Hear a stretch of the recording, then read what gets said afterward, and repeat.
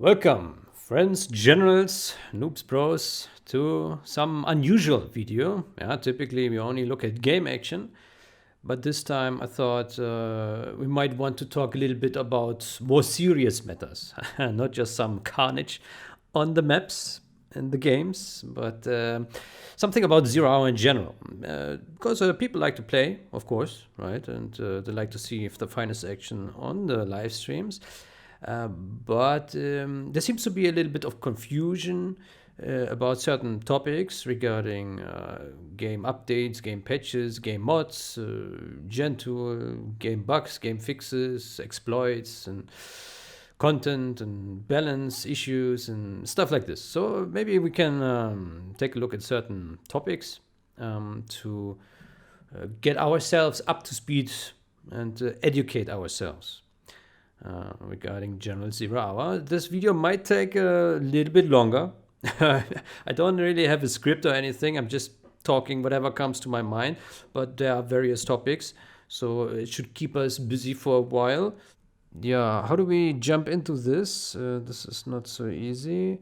Maybe we can talk about the game from past to present to get a little bit of an overview of how the community and how the game evolved over time. So back in the day, the game was pretty much the same, right? There were only four patches for this game, and the patches also whatever changed there is not all that much. It was just a bunch of small changes, nothing much of significance, and yeah, it was just a few balance changes here and there, also some bug fixes. But that's basically it, right? Nothing major. So the game is pretty much the same as it was back in the day, but the content created by the community around it and also the way that the community plays the game also changed a lot over the years. So back in the day, 2005 till 2010 was a pretty conservative time. Players were very confined in what specifically they liked about the game. So, for example, there was a big niche in 1v1 where players play Tournament Desert only. That's a map, the Tournament Desert map, which just has. I can load it up here in the game so we can take a look at it. In case you don't know, Tournament Desert, the 1v1 map with a desert setting and the houses in the center and the oil derricks each base.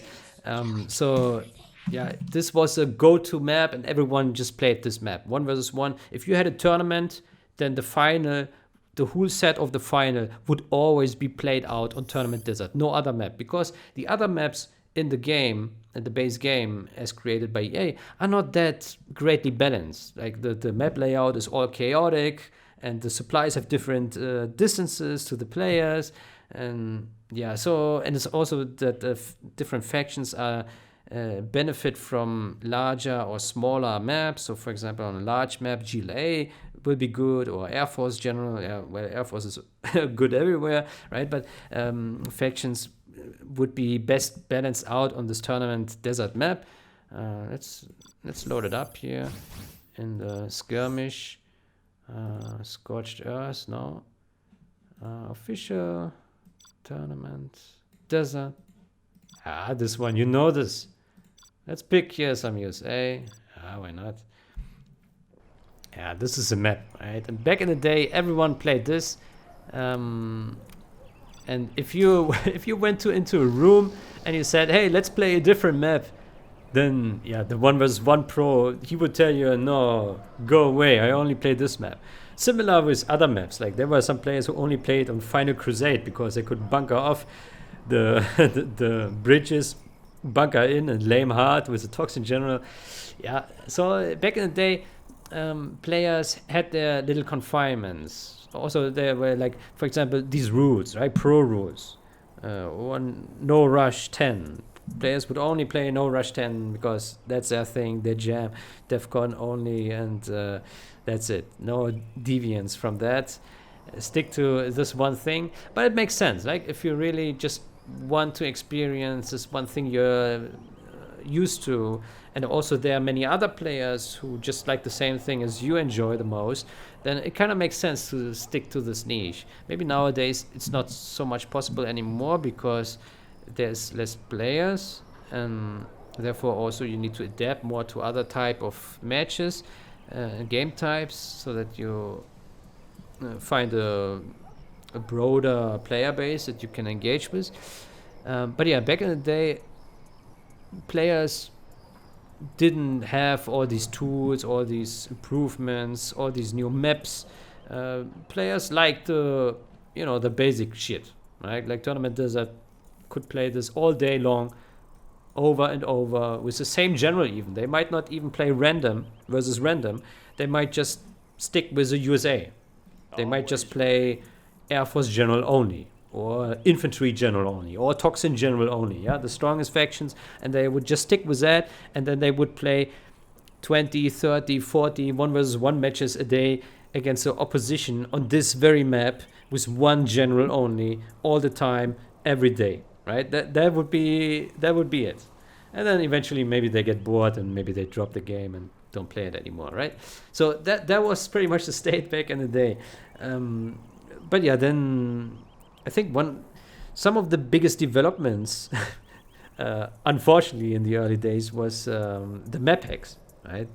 Map hack, where you can see the enemy units and enemy buildings under the fog, right? So you would see the headquarters here and the dozer driving around in the fog, and yeah, this would be pretty much the biggest development by the community for the community, and there would be a lot of cheaters, so this was also a big problem back in the day. Luckily, we don't have this problem in the competitive scene today, because there is a little bit of anti-cheat with Gen tool, which works good enough. It's not perfect, but it works good enough to find cheaters pretty quickly and reliably. So if someone cheats, it's you put yourself at a risk. If you're a cheater today, it's possible you can cheat and play in tournaments and stuff, but it's very likely that you will get caught, and when you get caught, then you will be banned from the tournaments and the cash challenges. So it's not really worth it, I would say. It's probably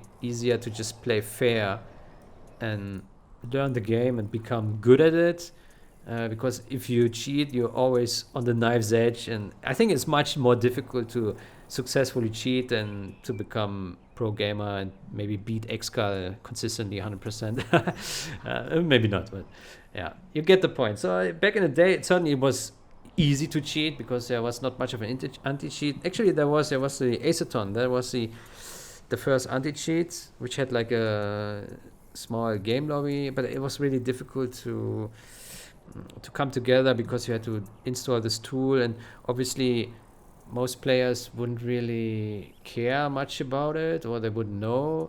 So it was more for competitive players, that they did not want the cheaters in the competitive matches, like the Clan Wars, for example. Clan Wars was a very big league at that time. So, they used this anti-cheat. But then, yeah, later, 2010 and onwards, was pretty much replaced with Gentoo, which also had anti-cheat functionalities, features, and yeah, that made the Aceton obsolete, and then people were able to enjoy cheat-free experience for the most part, which certainly helped the competitive scene and also casual games to not be as cheat infested as it was. Back in the day, it was difficult. You were in a match, and even if you did not cheat, you were a fair player, you would get accused of map hack all the time. Like if you kill this dozer in the back of the enemy base, and the enemy thinks that you could not see it legit, then you would get accused of map hack or cheating or whatever, and then they would be angry, right? And then they would start mismatching or start disconnecting or start scut bugging, right? Because they were mad and they were under the false assumption that you would be a bad actor, which is not even true, right? So yeah, it makes a really toxic environment where everyone mistrusts another person. It's really not good, right? So back in the day, you had more players, so it was all good, right? You could enjoy a lot of matches, but it was also really a toxic environment. I think nowadays, it's in regards to cheating, it's not as toxic. anymore. But yeah, well, you can still have players upset about getting bashed, right? So that probably never goes away. If as long as there's a match winner and a match loser, then you will always have someone upset about something, right? But yeah, so then of course, as I mentioned, there are these game-breaking bugs like the Scud bug, right? So you build the Scud, and then the Scud can shoot infinitely right away, and it just destroys the enemy base in a matter of a minute, and then it's game over, right? So obviously this is also something that breaks the game, and that's really bad. And this was abused a lot back in the day. I think nowadays it's much less common because people use a gen tool, and a gen tool prevents the use of the Scud bug. So yeah, it's not a big issue anymore, as far as I'm aware. So that's good. But yeah, so over time, community did contributions to the game to make the experience better. Another example is the community maps, right? So as I said, many people just played the Tournament Desert because that was the best option to play on, because there were not really better alternatives from the official map pool. But then map creators like Relax, for example, they took their time to make new maps and release them on the forums. And it took a while till this kicked off. Like I do remember that he released his maps the first time, and players would still just play Tournament Desert because they didn't appreciate for what it was. Like there was no demand for it because they didn't really. People were stuck in their ways. Like people were really. They had their fun with the Tournament Desert map. They didn't need a new map, so it took a bunch of years until the maps from Relax and other map creators really gained traction. And nowadays, no one plays this map anymore. Everyone plays the new community maps, which are similar to this map as to where they have balanced position, supplies, and the map layout is fair for both players, or 4 players, 6 players, right? So that everyone has equal chances of winning, and is not having a hard time. Does not have a hard time with the map layouts, and yeah. So it's nice to see there are community developments, improvements. Another example would be the new control bar. I think I have an image in case you don't know what I'm talking about. I have a bunch of links here. Control bar pro images. Yeah, this one here, the control bar pro. Maybe you've already seen it. For widescreen, right? It's like a new layout and takes much less space on the screen, and it just looks better for the widescreen experience, right? So people don't really need such things until they see it and they get to appreciate it, right? So you could play the game without this thing. It would be fine. If you have a 4:3 resolution, then you wouldn't necessarily need to use this. But if you have a widescreen and you like to have this changed because you don't like the original control bar, it takes more space, and yeah, it's not as nice looking if you upscale this because the texture is kind of small and everything. So yeah, people get to appreciate if they like it, right? So some people won't mind the old thing, and I mean it's fine as long as you can control everything, it works, right? But then there are also players who say, okay, I like a visual upgrade, it looks good, and yeah, it comes at no cost, and I can just copy it over the base game and everything else works the same. So why not? And yeah, it's really like community contributions like these maps and add-ons and tools. People don't know they need it until they can see it. right? That's always the same thing. And if I would have asked someone, um, uh, if I would have asked someone, hey, do you need a control bar that gives you more view here on the battlefield, and looks like this. I don't know. You can't really show it because you don't have it yet, right? So you just say, okay, it's the buttons are a little bit smaller and it's optimized for widescreen. You can see a little bit more of a battlefield. Would you like this? You would get feedback from a few people only. Most people won't care about this question. Most people won't even know about it, right? They won't pay attention because they can't see it.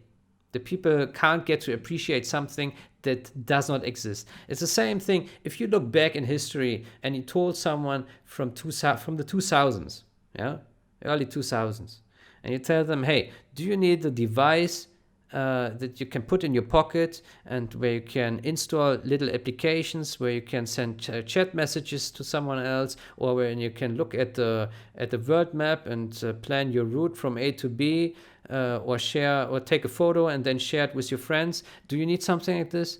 Then people, they wouldn't know what you're talking about. They wouldn't know like that they need it or not. They couldn't know because most people, and that includes me and most of you who listen, they don't have expertise about A, B, C, D, whatever there is. They know some things about a certain topics they're interested in, but most people don't have a broad understanding of any potential innovations there could be in technology or anywhere in any other sector, right? So if you bring up a gadget, which is nice, but people don't really know what to make of it because they never use something like this, they don't have an actual practical use case for that certain thing that could be, then they don't need it, right? So if this did not exist, this control bar here, or these new maps that Relax and Co created, then people would not know that they want this and that they would like to play this, right? Same way if the game did not exist at all, then people would play something else because the game just wouldn't be there. So what's the point talking about it, right? So it's really, we need to look at something to draw proper conclusions about something. And I think this gets us to the point where we talk about the future of generals, that we need to be open-minded about talks about what the game is, what the game is lacking, and what we can do to make the game better.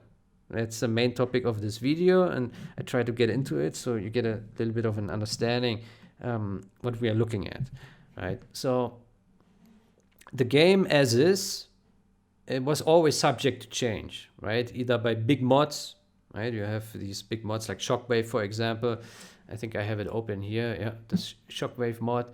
And can we look at some screenshots here?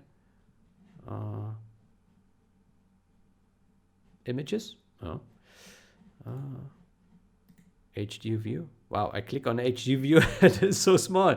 Let's click on next. Ah, okay, it's a little bit larger. Okay, they have like new units, but you get the point. Like, people make new content, and I think this looks really nice from a visual standpoint. Of course, it's not the original game stuff anymore, but people like to create new things, and people like to enjoy new content, right? Now, obviously, this is not for everyone because most people just like to stick with the original because that's already complicated enough for them, right?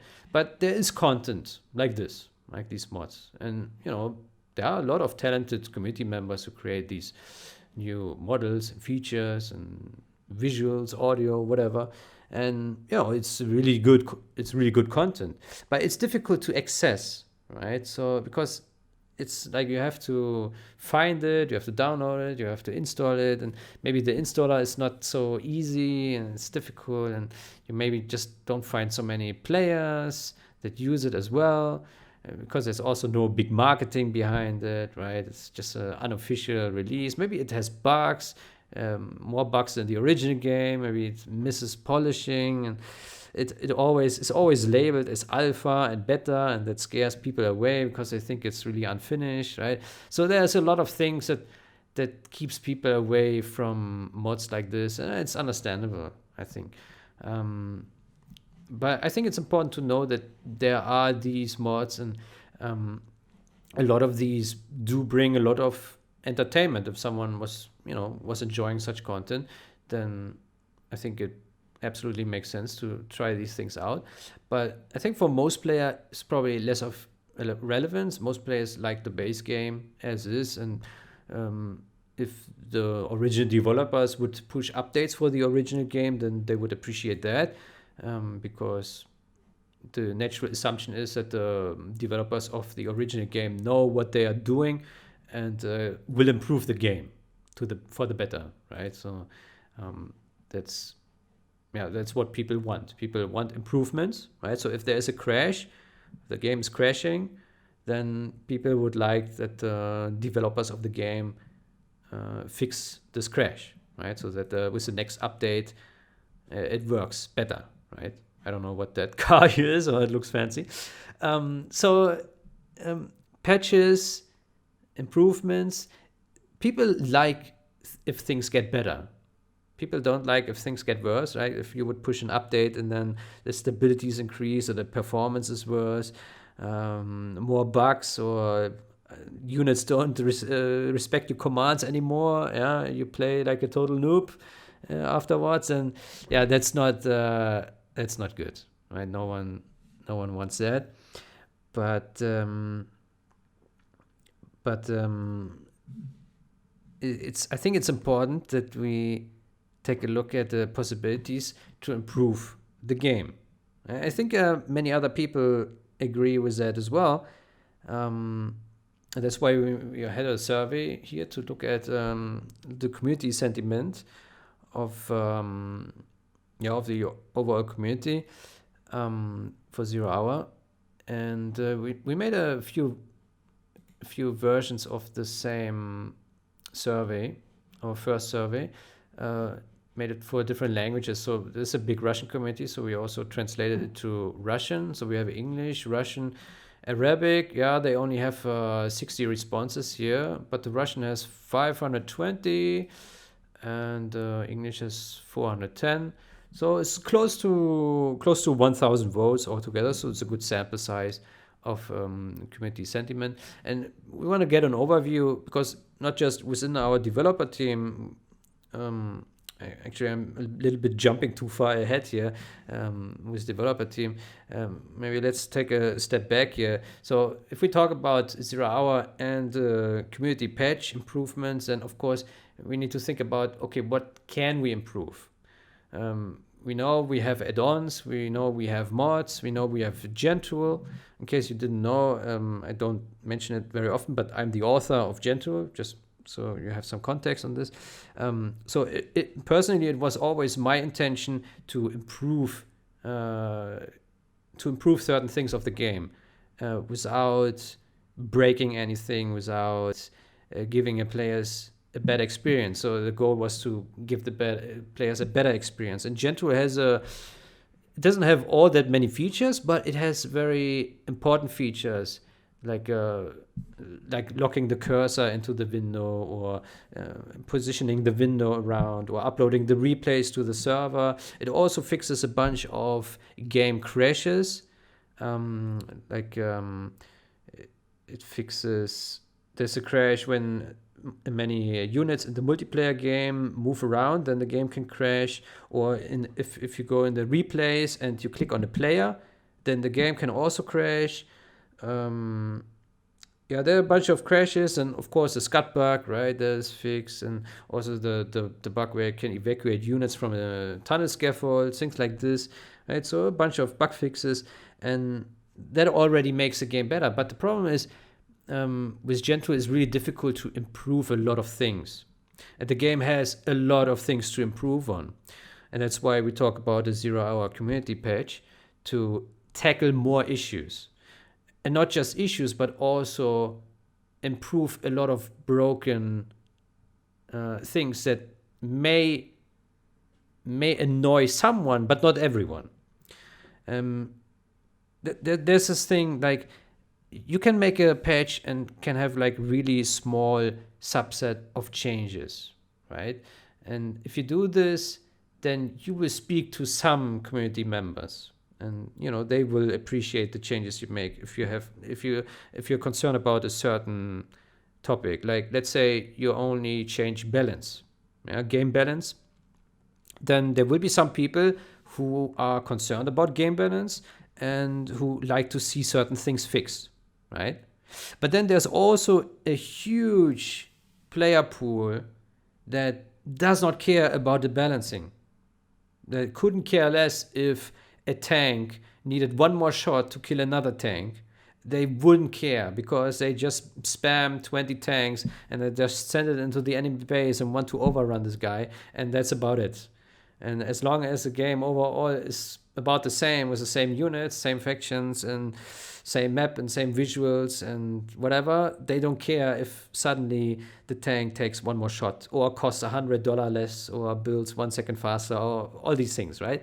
So it's like a really niche thing. It's more for the pro players, the competitive players. They're more concerned about balancing because there it matters also more. Like the difference between if two players are very good and one of them plays the Air Force and one of them plays the China and they play against each other, then the Air Force general or the Tox general or the infantry general, they will have a much easier time against the China general, right?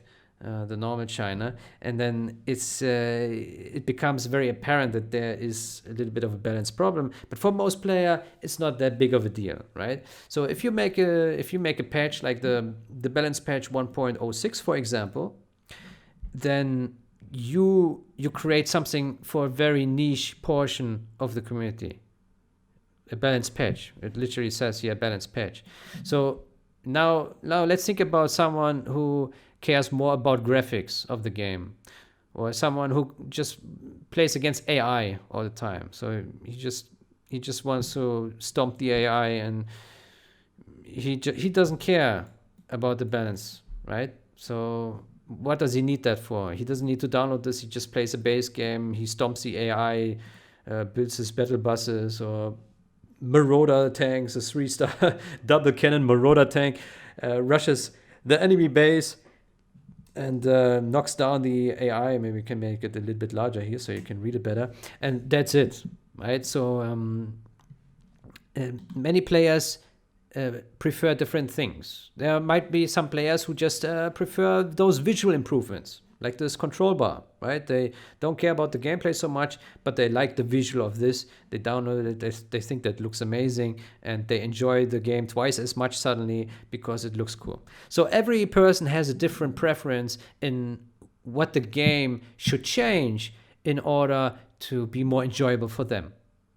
And that it's not just the section, but also the gameplay itself. So if you talk about changing gameplay, people will also have a vast variety of opinions. Like there will be players who will say, yeah, the Humvees are way too strong. They need to be nerfed so that other factions have a chance against those mass Humvees, right? So, and then there will be another player who says, yeah, no, the Humvees are okay, leave them as is.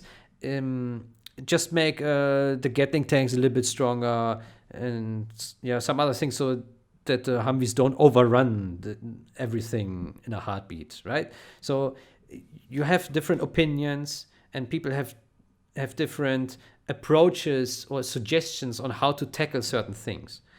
But if you all put it together, you would get a picture of like, okay, most people probably have things in mind that they would like to have improved, but maybe they don't care all that much to voice it, really. Like let's say someone encounters a crash once in a while. His game crashes, and no one likes to see the game crash. But then he's not so concerned because it's maybe just happening 5% of his matches or less, or a mismatch, right? Add a mismatch to that. So he plays against AI. The game mismatch is not that nice, but in the end he's like, okay, I still keep playing the game even though there is this crash, there is this mismatch in the game. I still play, but okay, it is what it is. I got used to it, whatever. right? But at the same time, the same person very likely will enjoy if this gets fixed. He won't be very vocal about it, but if he gets a fix for it and he could use it with the fix implemented, then there's nothing to be against, right? That would be a benefit, would be good. And at the same time, you also have other issues, like maybe there's an issue where you want to control your units and your units don't really respond to whatever you want to do, right? For example, there's this issue where you force fire on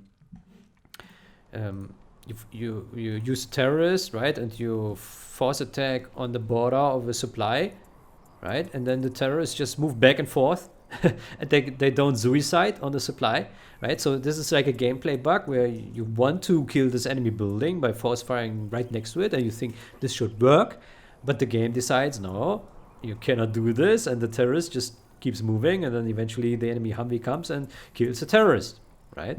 So actually we could maybe just do it here for illustration purposes to take a look at it, so you don't just hear me talking, but actually can see what I'm saying. Let's do it real quick. We have time, right? So we have super speed, right? We build a barracks, we build some terrorists, and now let's try to attack here. And there you see, there's already the bug, right? And now the terrorists would just let's decrease the speed a little bit. Yeah, so now the terrorists, I told it to force fire here the ground, right? But it cannot attack, right? So it just does a funny dance, and you would expect that it does this, right? But it doesn't do it because it's close to a building, and the building has like a broken bounding box, so it would need some fixing here on this building. So there are a lot of such issues in the game where you expect a certain thing to happen, but it just does not work properly because there is some bug in the game that prevents it from working properly. And I'm telling you, there are hundreds of issues in the game that could be fixed. There are issues in the core setups of units, in the setups of maps, in the art on the icons. There are icons missing on units, and graphical glitches. Like, for example, there's a glitch with the microwave tank where it drives into your view and then your entire view just goes black. It doesn't happen on all machines, but it happens on certain video cards.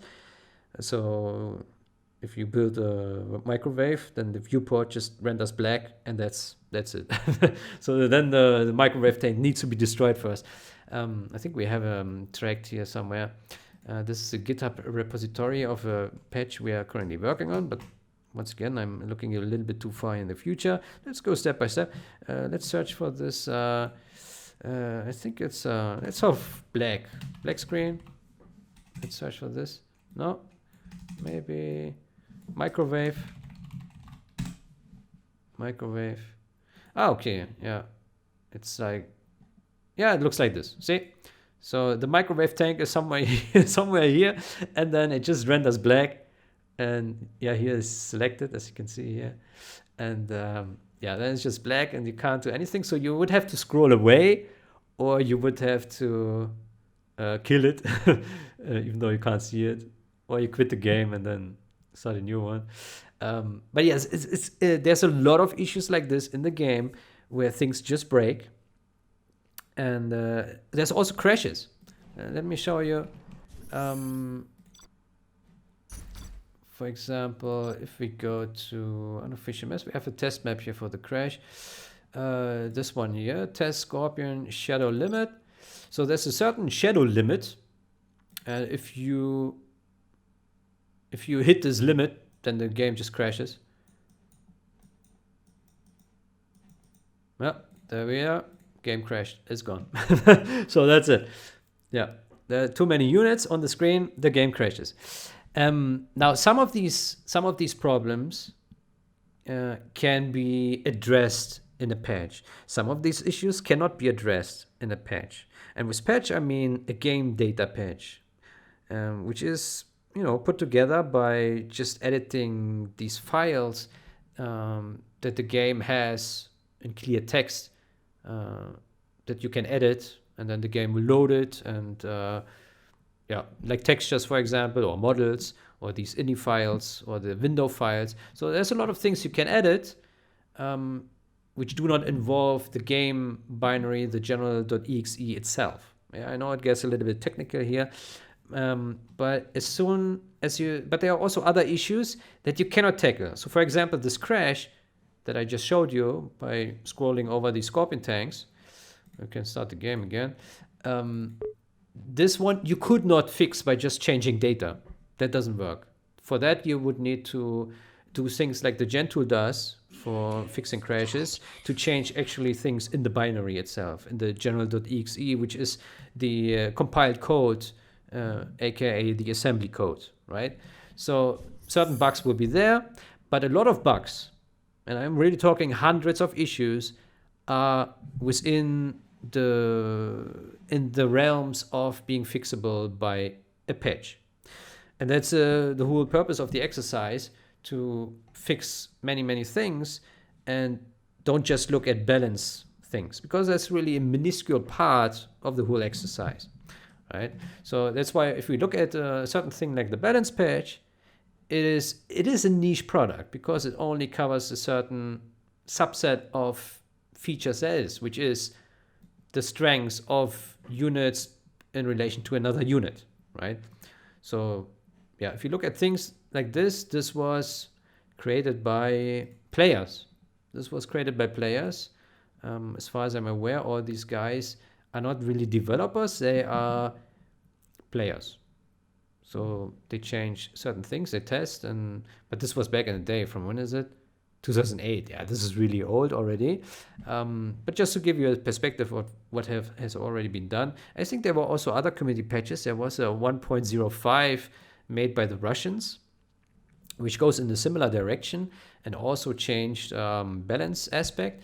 But these never really gained much traction. There were some tournaments and some clan war mons were played with these patches here, but it never got really adoption, because they changed a lot of how the game played, and also many players just couldn't care less about the core concept of the patch, right? So that's why it's not very interesting to just look at one specific niche aspect of what you could change, because there's a lot more that needs to be changed and addressed. And when you take a look at all the possibilities there are to improve certain things, you will realize that there is a lot of potential work. And I think this is where some people get a little bit scared and maybe overwhelmed by the complexity of certain things. But I think we don't need to worry too much, because there's also a big positive, and that is that there are a lot of community works already that do improve a lot of things. So for example, like if you look at the mod like this, other mods already did a lot of work. I'm not talking about the new models and the new gameplay or anything, but a lot of people already discovered a lot of problems. So a lot of problems that are out there and that people are getting frustrated about, we know, right? We know there are a lot of problems that can be addressed, right? And then also a lot of people already did tackle a lot of issues. So a lot of fixes for a lot of issues are already out there, spread across different mods and different projects. And so it's a matter of finding these, taking these and putting them together into a package which could potentially improve the base game as is, right? Without changing much of how things work, right? So you could have this game and you could have the same visuals, the same art style, the same units, the same factions. Everything plays the same or very similar as to the original, but you just have all these fixes for crashes and bugs and exploits and yeah, weird things where the AI gets stuck or the game lags, performance issues, frame rate drops, mismatch happens, right? There are a lot of problems. A lot of things can be fixed, and a lot of things don't affect the gameplay. I would say more than 90% of issues don't affect the gameplay, right? But then, of course, there are issues which do affect gameplay, and they are controversial. And I think this is where people get very upset and very sensitive and very defensive. Like if you talk about changing something, you just mention changing something, then people get very upset, right? And they're like, don't do this. I like this so much. I got used to it, or it's not really a problem. It changes the whole thing, and then yeah, people get upset, defensive, right? And I think it's not. I don't think that this stance helps very much. I think it's better to look at each problem and try to find a solution, not go for a solution, but try to find a solution which could improve matters as to where players will be happy with improvement. In that regard, I want now to come back here to the surveys to give you a little overview of what the community actually looks for with the community patch. And I realize I talk a lot, and the video will probably be very long, but it's okay. You can watch it over many days if you like to. So yeah, we asked a little some different kind of questions. You can actually still vote for this. I will put the link in the description if you haven't voted yet. So yeah, we asked like what players play a lot here, and players like single player 50% play, multiplayer more players would play, and actually 50% also play mods. Let's take a look if in Russian it's similar. In Russia 80% would play the multiplayer and a lot less mods. Look at this, 34% only here. So the Russians are more here in the multiplayer universe. What about the Arabs? Arabs are very similar here to the Russians. Yeah, but they only got 60 votes here in the Arab thingy. And yeah, let's take a look at here to get an overview of what the community actually wants, which is relevant for what we talk about. So also here, this question is about if players do play multiplayer leagues or challenges or tournaments. And as you can see, the majority, 80% here, don't. They don't play tournaments, challenges, competitive. So they are casual players, right? They like the fun games, casino map, the CXN maps, no rush, 3v3, 2v2, right? So yeah, so it's more niche. The competitive scene is more niche. Platforms are also widely distributed here, as you can see. Yeah, equally distributed. Hamachi, well, not so much. Some other networks here, but yeah, it's Game Ranger, Redman, and CNC Online mostly. Let's see for the Russians. The Russians, the Russians have a clear preference here. The Redman is a clear winner here. Game Ranger and CNC Online, not so much. And yeah, some other question like what tools many people use. So 80% of Russians do use Gentoo. Let's see here. The English ones, 90%. And then they also use, actually also some old ones. So it's 95% altogether. Control bar Pro, respectable, 25% of voters do use the control bar. So that means a big portion of players do actually play on the widescreen, and they like some graphic enhancements, right? And then also some use GenPatcher here. Some use Mappack, nine people. GenPatcher, in case you don't know, let's type it here in Google, GenPatcher.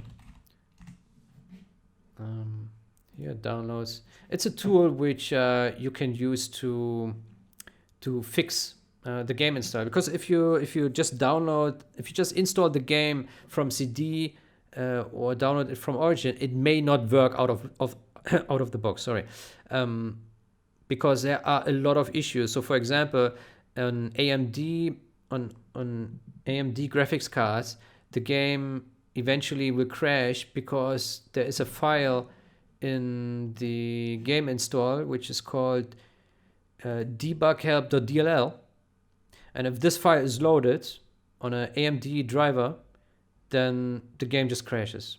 So what this gen patcher does, it will rename it to .bug, which I just removed here now. So this is the original state, and then will be renamed, and then the file is not necessary. It's just a debug help. So it's not necessary to run this, but the game will load it, and if it's loaded, the game crashes. So yeah, this is really bad. This is a problem. And there are also other problems, like for example, if there is, we can open documents, general 0 hour options.ini. So when you first start the game, when you first install the game, this options.ini file for the general 0 hour does not exist. And if it does not exist, the game will generate this configuration file with default settings for you.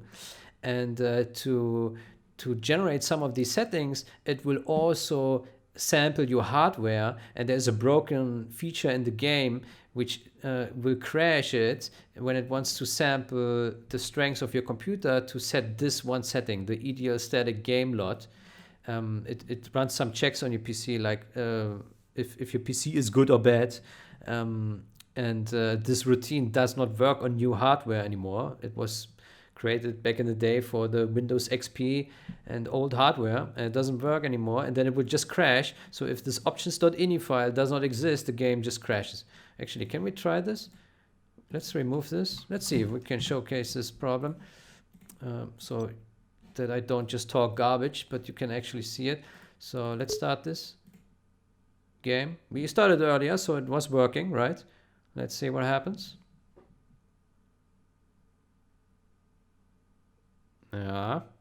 Yeah, you see it hangs because it's now stuck in this feature. It's generating this file content, and it cannot boot, right? And that's why you need a program. Often players need a program to, apply fixes, and this is great community contribution because it helps you getting the game properly fixed for Windows 10, because it's an old game and many things just don't work as well anymore as they used to be, right? So yeah, players need to look around, they need to find solutions, and they eventually need to download a tool like this to fix their game, right? But it's good that there is, and it actually does a lot of fixes, as you can see here. Apply fixes. It downloads some redistributables. It actually also installs the patches for you, so you don't have to do this manually. It will install a fixed executable, because there is another problem where the Securom doesn't work anymore, and the original CD versions of the game required a Securom to boot. So if you don't use a crack, you can't launch the game anymore. So there's that. So installing the crack is very good. Proxy launcher, that's optional. Dacian. I think it does some fix. Actually, I'm not so aware. Legionnaire probably knows better about this. Fix broken desktop shortcuts. This is for convenience. Shortcuts for window mode. This is also interesting, because there's this bug that on a Windows 10, if you run it in full screen and you Alt-Tab, then after the second tab in, the game just crashes. So it's very recommended to run it in window mode, and together with Gentoo, where you can put it on the full window mode, where it hides, where it positions in the corner, and then it just is properly positioned.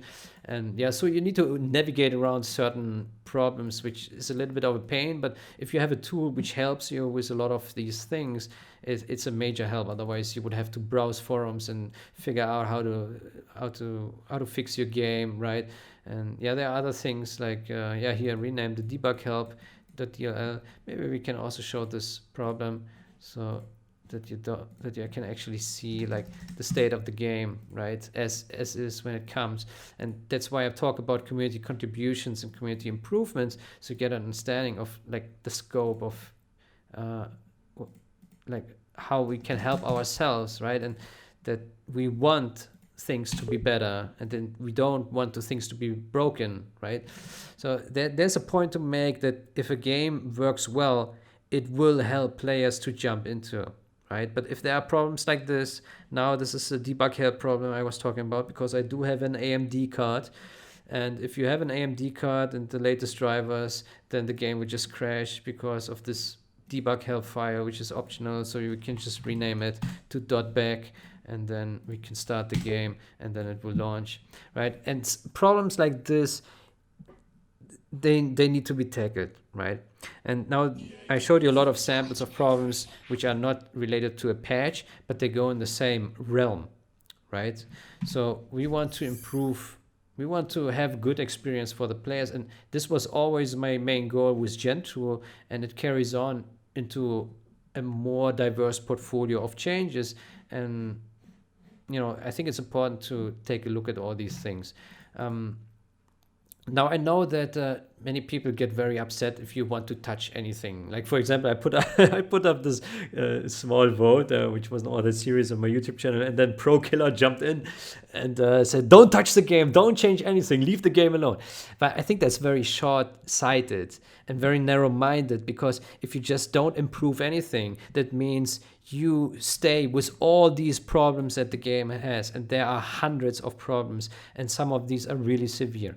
And some of them we don't even have fixes for. So for example, the full screen Alt-Tab crash on Windows 10, it is a serious problem because many players do play in full screen and they expect that the game works with the Alt-Tab because they want to go back into their Discord, they want to chat to somebody, they want to join a voice call with their mates, and then they expect the game to not crash, especially when they're in the match itself, and they just want to tap out, tap back in and keep playing, but it doesn't work because the game just crashes. And that's bad. That's really bad. And there's also bugs in the game where you control certain units in a certain way and the game just crashes because it's just not properly set up. And some of these can be fixed with a game patch. Some of them need some other kind of fixing in the realms of Gentool, or even more than that. We can look at that later on. So yeah, now you have a little bit of an understanding of the current state of the game. There are a lot of issues, and that's why we need to think about something to make this better. And as you could see in the history of ZRR, there have been a lot of improvements already for the game, like balance patch, for example, but as I said, it didn't really kick off. And then there was this 1.04 beta 3 release feedback. It was created by Exile here together with Jundi, and they also they made a bunch of changes with the premise of exact feel of 1.04.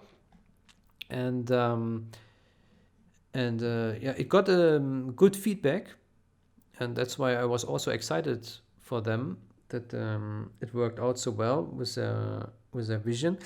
But this project in its original form pretty much goes in the same realms as this one, and like a project like this will never work because it's just too niche.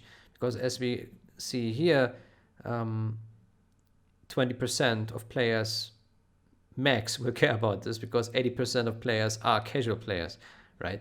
So yeah, we saw it here, this question here. 80% of players are casual players. So yeah, most players don't care about all these small changes that are made, but many people care about big changes that makes them benefit and that allows them to actually play the game in a really stable environment without mismatches, without crashes, with easy installing, and everything convenient, everything nice, good looking, right? This is what everyone wants. And yeah, that's why I recently started pushing for getting started community patchwork, and I did base it off of this one because I thought, okay, let's have a little subset of features already available, because this one got good feedback in terms of the balance they applied. But I figured this was a little bit of a mistake, because now the expectation was that the repository that I opened for this new project would be the exact same idea of what was described here, of aim to balance the game a bit better, right? This is the aim of this. And I just took this, and I think this confused a lot of people, because suddenly they thought, okay, this now should be just an aim to balance the game.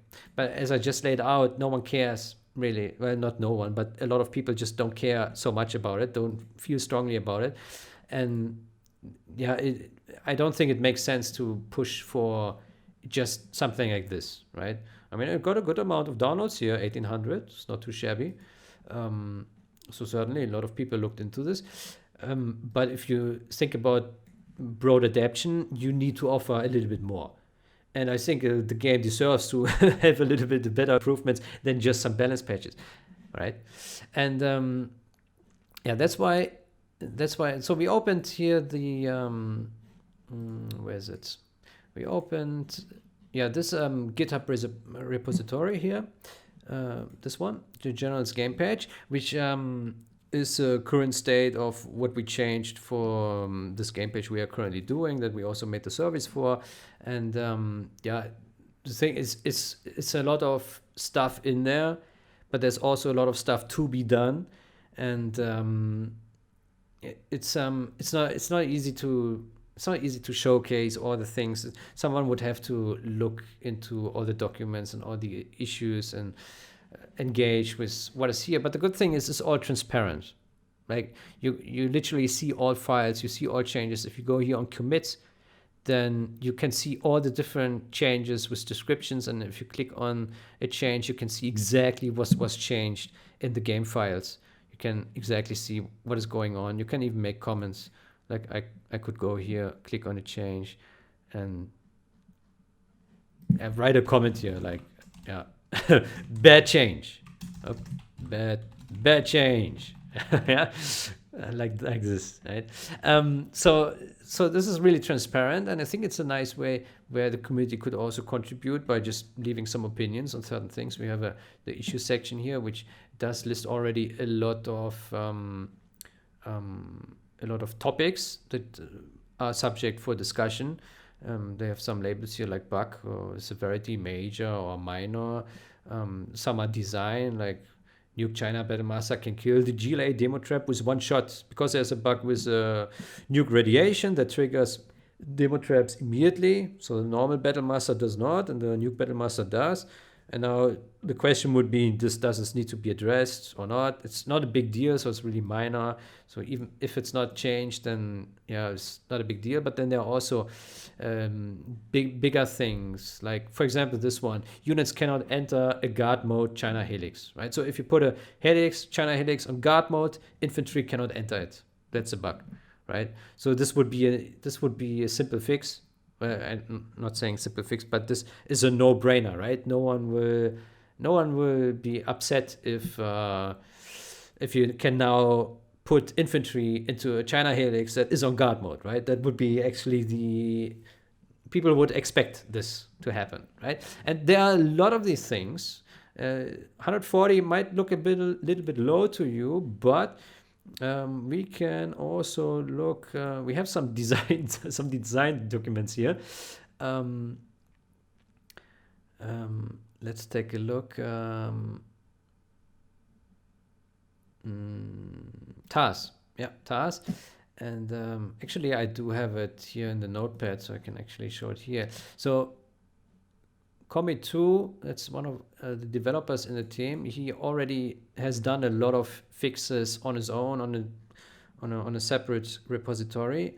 So he tracked like 230 issues here, and a lot of them we already took because a lot of them are kind of no-brain. Like for example, extended range exploit, right? This is an exploit where you can shoot with your Gatling tanks or quads to ground units from very far away. This is a bug that can be exploited. It's a no-brainer. No one approves of this behavior. So yeah, things like this are safe fixes, right? Or issue where Humvee with auto missile upgrade stops moving when attack moving into air units, right? So you attack move. Can we show this in the game? I think you can imagine. Maybe you can make it a little bit larger so you can read it better.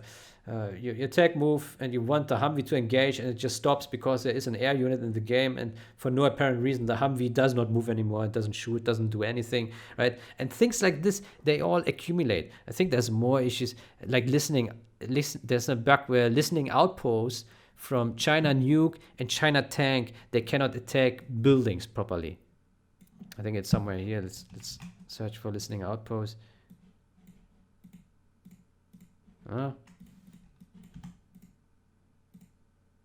Here, yeah. Tank and Nuke outposts fail to attack buildings. That's the issue. And yeah, it's a fix. We already fixed this one for this project. And it's just a bunch of these problems. On top of that, there's also mods, which I showed earlier already, like the Shockwave mods, right? So we can look into mods and see what they change. Obviously, they will have a lot of things which are not relevant for our purposes, right? If we just want to improve the game without changing the core content of the game, then a lot of changes from other mods like Shockwave are not relevant. So in this case, this file has 3,500 changes or lines with changes, and 2,300 are not relevant, right? As you can see here, I went through all these changes and reviewed it. 2,300 changes is not relevant, but let's take a look at improvements from the Shockwave. 174 changes in the Shockwave mod are relevant for our purposes. So they already have 174 fixes for things that we can benefit from. Let's take a look at what do we have here. So for example, edit new Spectral gunship model. The Spectral gunship model in the original game looks kind of shitty. It really has a wacky model and poor textures. So if this one looks nicer, looks cool, why not take it, right? It's not a must-have. It's nothing that improves functionality or anything, but it's just things that make things look more modern, like the control bar, which I showed you earlier already. Not this one, this is the original one. This one here, right? So people will appreciate visual improvements. As we could see in the survey, 25% of English users have it installed here. So some people like visual enhancements, right? And if a visual enhancement does not change the original look, the original design of the game, then I think there is very little reason against it. But yeah, certainly there is a case to be made for visual changes which would change the visuals, right? If you have a Gatling tank and you expect the Gatling tank to always look like a Gatling tank, or this Humvee, that the Humvee should still look like a Humvee, right? It should not suddenly have 3 windows or be bigger, right? It should still have the same overall look, but if like issues on the model itself are fixed, right, or animations are fixed on it, right, then I think everyone will agree that this is a good improvement. Obviously, it needs to be carefully evaluated to not introduce new issues or be expensive, aka have more polygons or have bigger textures, right? Because that would also have a negative impact on the performance, right? So it still needs to be cheap like the original, but we need to keep in mind, don't fix something if it ain't broke, right? That's I think an important guideline to consider. But for example, in the base game, what is broken? The Avenger. Let's take a look at this. I think we already have a fixed model for that in the... Where did I open it now? In the network? No, let's open the solo play. Skirmish. Avengers USA, right? Let's open a good map. Bombardment Beach, very professional map. And let's speed up the game so we can build fast. Yeah, I hope that my presentation here is not too chaotic. It's a lot of things that can be shown, but I want to take my time and want to give you a full overview of things so that you get a good picture of certain matters. Which I think also helps onboarding new people to get interested and potentially contributing. So I want to be as thorough as possible. So let's build an Avenger. Actually, we don't need a strategy center, I just figured. Okay, so I think this Avenger has a problem. A visual problem. It's really minor. I didn't even know about it myself. But once you know it... Confirmed. There, you see it? Yes, sir. There. See this thing there? Targeting cursor set. This thing here in the front is part of the Avenger. Advancing. See? Defensive laser systems. Yeah, it's not so easy to see, but units, buildings, cars, there are a lot of visual glitches in the game, Targeting cursors set. and glitches like this Aircraft targeting ready. can be fixed, of course. Defensive Right? laser systems. So there it has this floating object here, Targeting cursors set. and I mean, yeah, Advancing. if you play normally, you don't see this, right? This thing here. So if you zoom out, Scanning for enemy you don't see this, right? As you play normally, Confirmed. you probably have never seen it. But if you look, if you know it now and you look, you see it. See it Confirmed. in front of the Avenger. You see that? Analyzing terrain effects. Look closely. Confirmed. Analyzing There- terrain effects. It is. Once you know it, you will see it, and you will like, huh? What is that thing? I mean, obviously, if you zoom closer, you're much more likely to see it. Let's have a drive a little bit. Yeah, there you see it. It looks funky, but yeah, it's a lot of visual glitches, problems, and all of these things, they can be fixed, right? You also have glitches where I think on some buildings, maybe on the barracks, where the shadows don't look correct. I don't know if it's a barracks, maybe it's some China buildings. I can't remember, but yeah, there's a lot of broken things with models. And things like this can be improved, and many people will like this. Let's take a look at the survey once more to get a better picture of what people actually like. So we did ask, when playing a match in single player or multiplayer, do you encounter any gameplay issues that are frustrating? So yes, often, 25%. Yes, sometimes, 60%. No, 13%. So you see, the majority of players, 87% of players, think there are some issues sometimes, right? So the vast majority of players do see issues with the game. And keep in mind, these are like the voters here are very likely community veterans, like players who are really engaged in playing this game and are not as casual as a lot of others who didn't partake in this survey. So yeah, they have obviously strong opinions, and yeah, it shows. They know there are issues. A more casual player may not notice as many issues as those people who are as familiar with the game. But I think it's pretty clear that people see issues. Let's take a look at the Russian one. In the Russian, it's is that the same question? Yes, it is. So for the Russian, it's very similar. 22% no issues. 57 say some issues, and 20% say yes, often, many issues. Then there was another question: do you encounter any faction army balancing issues that appear unfair? So it's a similar question, but more in regards to balance. Let's see what we can say here. Yes, many balancing issues, 20%. So it's very similar to this one. Yes, a few, also close to 60%. So it's very similar here to the bugs department, where people see bugs similarly as much as the balance issues. And let's take a look at the Russian. The Russian is, the Russian says more, the Russians are more positive over the balancing. So 40%, close to 40% say it's not so imbalanced. They don't take much issue.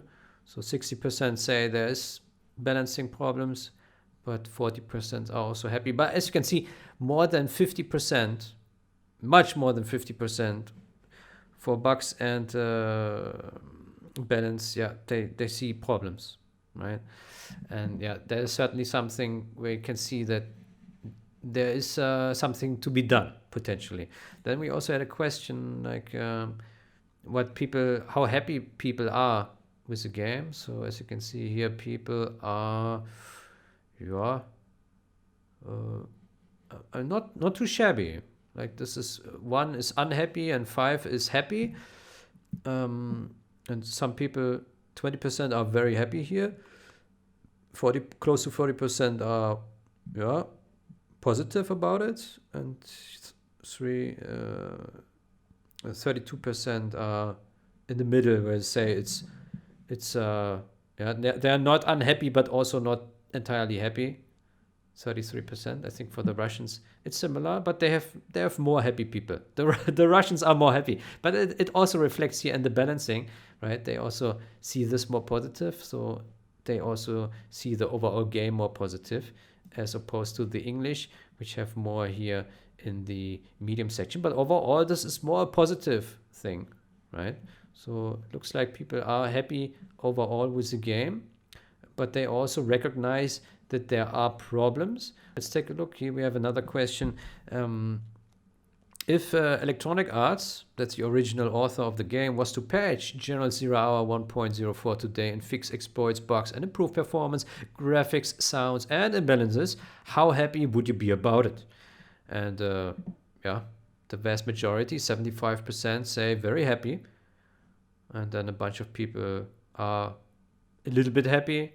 And there's some people, very little people, 7 people, very unhappy if EA made a patch. Maybe they would think that EA makes a bad patch. That could be, yeah. That maybe EA makes the game more crashy. Yeah. And then we ask similar question, pretty much the same question, but if community users would make a patch, how this would be perceived. Just to see like the comparison between an official patch and a community patch, to see if there are any large discrepancies. And as you can see, it's very similar. Still, 73% would be very happy about a patch for the game if it was not from EA. So it's almost the same, right? There's only a slight deviance, but yeah, the same 7 people apparently are unhappy regardless here. Other than that, people are generally equally happy. Let's take a look if it's the same for the Russians. Yeah, same for the Russians. Actually, wow, 88% of Russians would be very happy here if EA would patch it, and still respectable 80% would be happy if a community would patch the game. So as you can see, there's a lot of acceptance by the community to have improvements, right? So this is certainly positive, and only a few are not so happy about it. But yeah, that's yeah. You can't make everyone happy, right? So if some people are unhappy, some people will always be unhappy. You can give them the greatest technology and they won't be happy about it. But I think that's to be expected. That's okay. Yeah, and then we asked them also, maybe you can also take a look at the Arabic, how they feel about it. But yeah, it's the same picture here, 80%, 71%, very similar here for the Arabs. And then we also asked about like what people would be okay to have changed, and there's like a very balanced outlook. Yeah, people like different things to be changed. So we asked, okay, menu changes, are they okay for you? 50%. Interface changes, also close to 50%. Audio visual changes, 60%. Damage, speed, health changes, 60%. Gameplay functionality changes for units, buildings, powers, 60%. New units, buildings, or powers, 50%. New factions, 50%. So it's lower, 46%. So it's really balanced, right? So it's like some people like this change, other people don't like this change. It's really, but it's really broad question, right? Many people probably don't know, okay, what would a menu change entail? What would this entail? What is a new faction, right? So, but yeah, for our intents and purposes, new units, buildings, or powers, and the new factions, we just added this here for completeness sake. It's not, we don't intend to do anything like this. But it's just to see like the community sentiment over potential changes. And I think it's interesting to see like what people would be acceptant of, right? And I think things like this like damage, speed, health changes, or audio visual changes, or menu changes. This is more relevant to an improvement which does not change the core of the game all that much, or at least as little as possible. Right. And then so we asked, like, okay, we want to have a little bit more intel about like what would be acceptable if we address something more specifically. So we asked, if an original game feature is bugged and its use has been accepted as not cheating, exploiting, would you prefer the bug to be fixed even if it meant the gameplay changed because of it? Maybe I'm confused about the question. Let me try to rephrase it. So there's a broken functionality, broken feature in the game, but people are okay with it because it's not really considered as cheating or exploiting, because it's not that big of a deal for most players. And now the question is, if a community patch would fix it, would that be okay or not? Right? And then there are different results, like no. 12% of people say it's not okay to touch it if it changes gameplay. Then the yellow is yes, it's okay to change it if the impact is small and the balance is adjusted accordingly. So they say, yeah, it's okay if you keep everything in check, right, which is certainly reasonable. And then the red 20% is yes if the impact is small, right? So they say, yeah, even if it changes gameplay a bit, and you're still good to go. And 28% say it's okay no matter what. If there's a bug, fix it. I don't care about the outcome. If the gameplay is different because of it, I don't care. This is a blue color here. And let's take a look at the Russians, if it's similar there. Yeah, it looks very similar. Right? You have a small 6% only who say it's not okay to change it, as opposed to 12%. So it's half of that. Then the orange is 40% here, and here it's 30%. So they say it's okay if it's a small impact and the balance is adjusted accordingly. And the 32% say yes, change it if impact is small, and 32 if change it regardless. Right? So yeah, it's very similar. And so that's an interesting question, because there are a lot of gameplay bugs. If you touch them, they do have an effect on the game, right? So for example, the issue where the tox bomb is dropped on the enemy base, and then you use a scorpion tank with toxin shells, and you shoot on the center of the explosion, and the tox bomb just disappears, right? So essentially the whole general promotion, a 5-star general promotion, breaks by shooting on the ground. So it's totally useless if you have this toxin tank, right? It's totally useless. And now the question is, like, how can you tackle such a thing, right? It certainly will have effect on gameplay, but the question is it better the way it is, or is it better to fix it, or what should be done? And things like this need to be carefully evaluated, because they are controversial, that's for sure. But just because something has been broken since 18 years or so doesn't mean it needs to be broken until the end of time, right? Because there is a point to be made that if things are improved in the game, the playability of the game also improve, which eventually increases player engagement and increases the quality of the game, where the players are more happy to spend more time and maybe to attract other players. And over time, maybe that even helps the game. But that's just speculation. No one really knows how something impacts something, right? Only reality and only time can tell.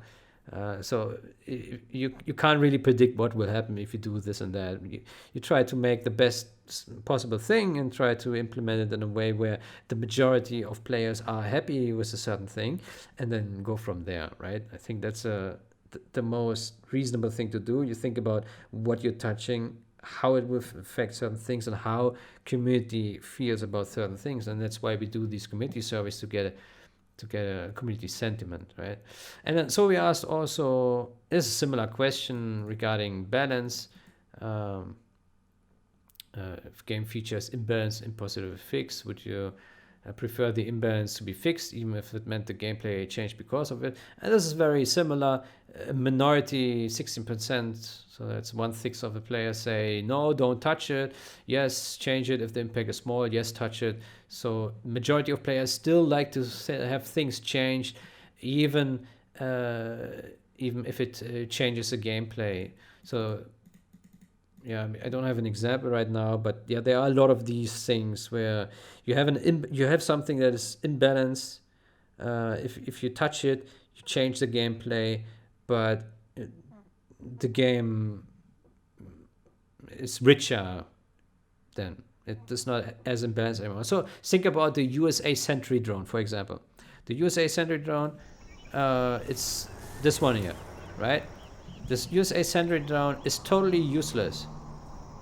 There it is. It's totally useless because you can buy this Sentry drone gun, but if you attack some enemy units, it just suddenly stops moving. It doesn't attack properly. It's a bad unit. It's not just expensive. How much does it cost? 800. It's more expensive than the Humvee. Yeah, it's so expensive. I mean, it's fast. That's good. It can detect stealth, and it's stealth when it stands still, so that's not bad. But it's cannon fodder.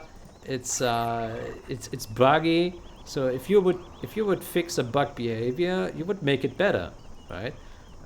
So now the question is, do you want to fix this thing? No one ever builds this, right? maybe once in a blue moon, but so the point is like, okay, do you want to touch it? Do you want to fix the bugs, make it usable or not, right? And then, yeah, you can argue both ways, but you need to evaluate, right? You need to figure out what makes most sense, and it's always a matter of being open-minded and trying to find the best solution possible. But if you just say no, then it doesn't help anyone. And I did notice that even in when talking with community veterans and developers, even within the team of community page creation efforts, there will be a lot of people who do have an opposing stance to certain changes, because I think I mentioned this earlier already, because they either got used to it, they accept it, or because they just don't care. I notice this very often. People don't care about certain things because for them it doesn't have much of an impact, right? And this is where we go into the realms of what I mentioned earlier again, that many changes don't appeal to all the players, to all the users, right? You can change the balance and it only concerns a certain subset of people. You can change the art and it only concerns a certain subset of people, right? But it's a problem to reason with someone who has a very confined view on certain things. Like for example, to give you a perspective, I put here on the GitHub, I put a project, repositories, here, General's Russian Loka. So what I want to do here is I took the Russian language files from the RG Mechanics release, which basically has Russian text translations and Russian voice translations. Yeah. So there's like a lot of work has already been done. There's all the units in the game speak Russian language, and a lot of all the campaign sentences are translated, all the text, and even some images are translated. So if there's a Russian player and he wants to play in Russian, he can't do so because the files are here. And the idea here is to create a language pack that can be installed over any 0-hour install or general's install, and then it has a Russian language, right? So now this thing is very specific for Russian players, right? Non-Russian players, they don't care about it, right? So they don't need this. They don't see a need for such a change, for such a feature.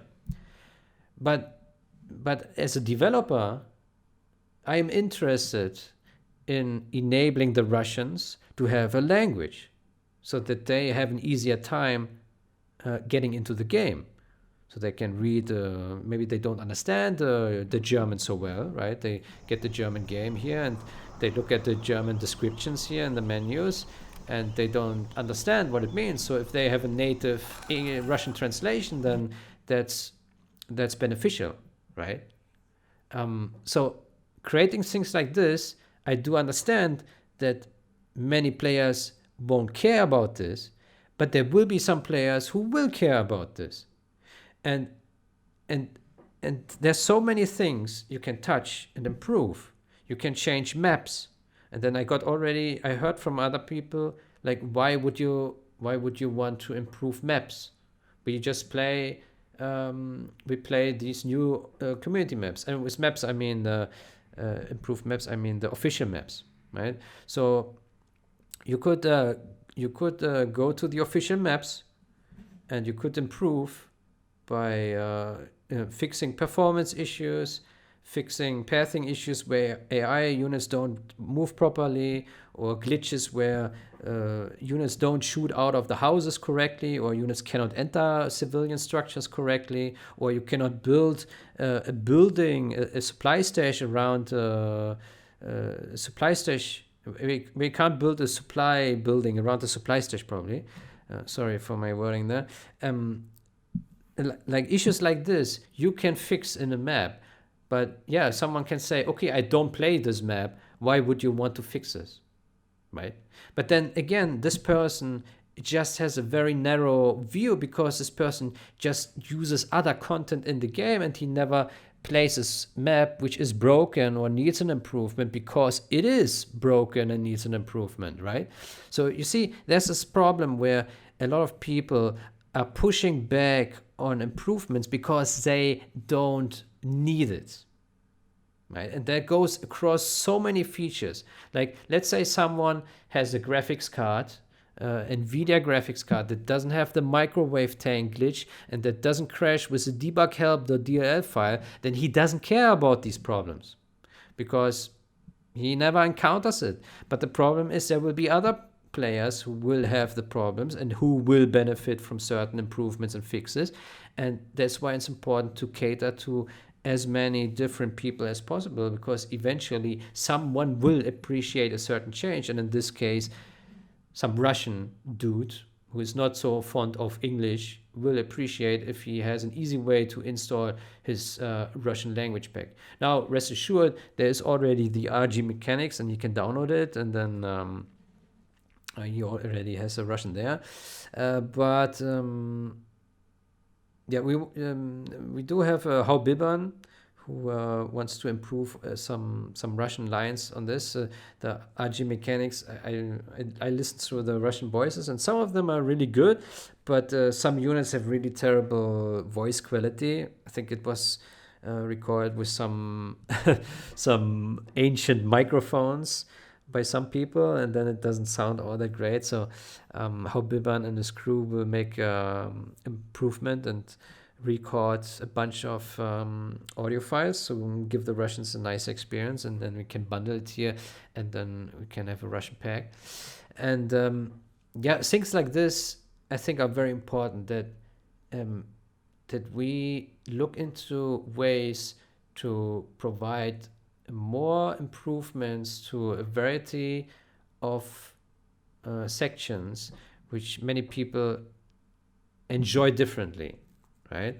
And that's why I think it's important to be open-minded and not to go into, not approach us in a way where, hey, what you do sucks, or I just look at this and I don't think it works because I don't really know much about it, right? Let's face it, many people don't really know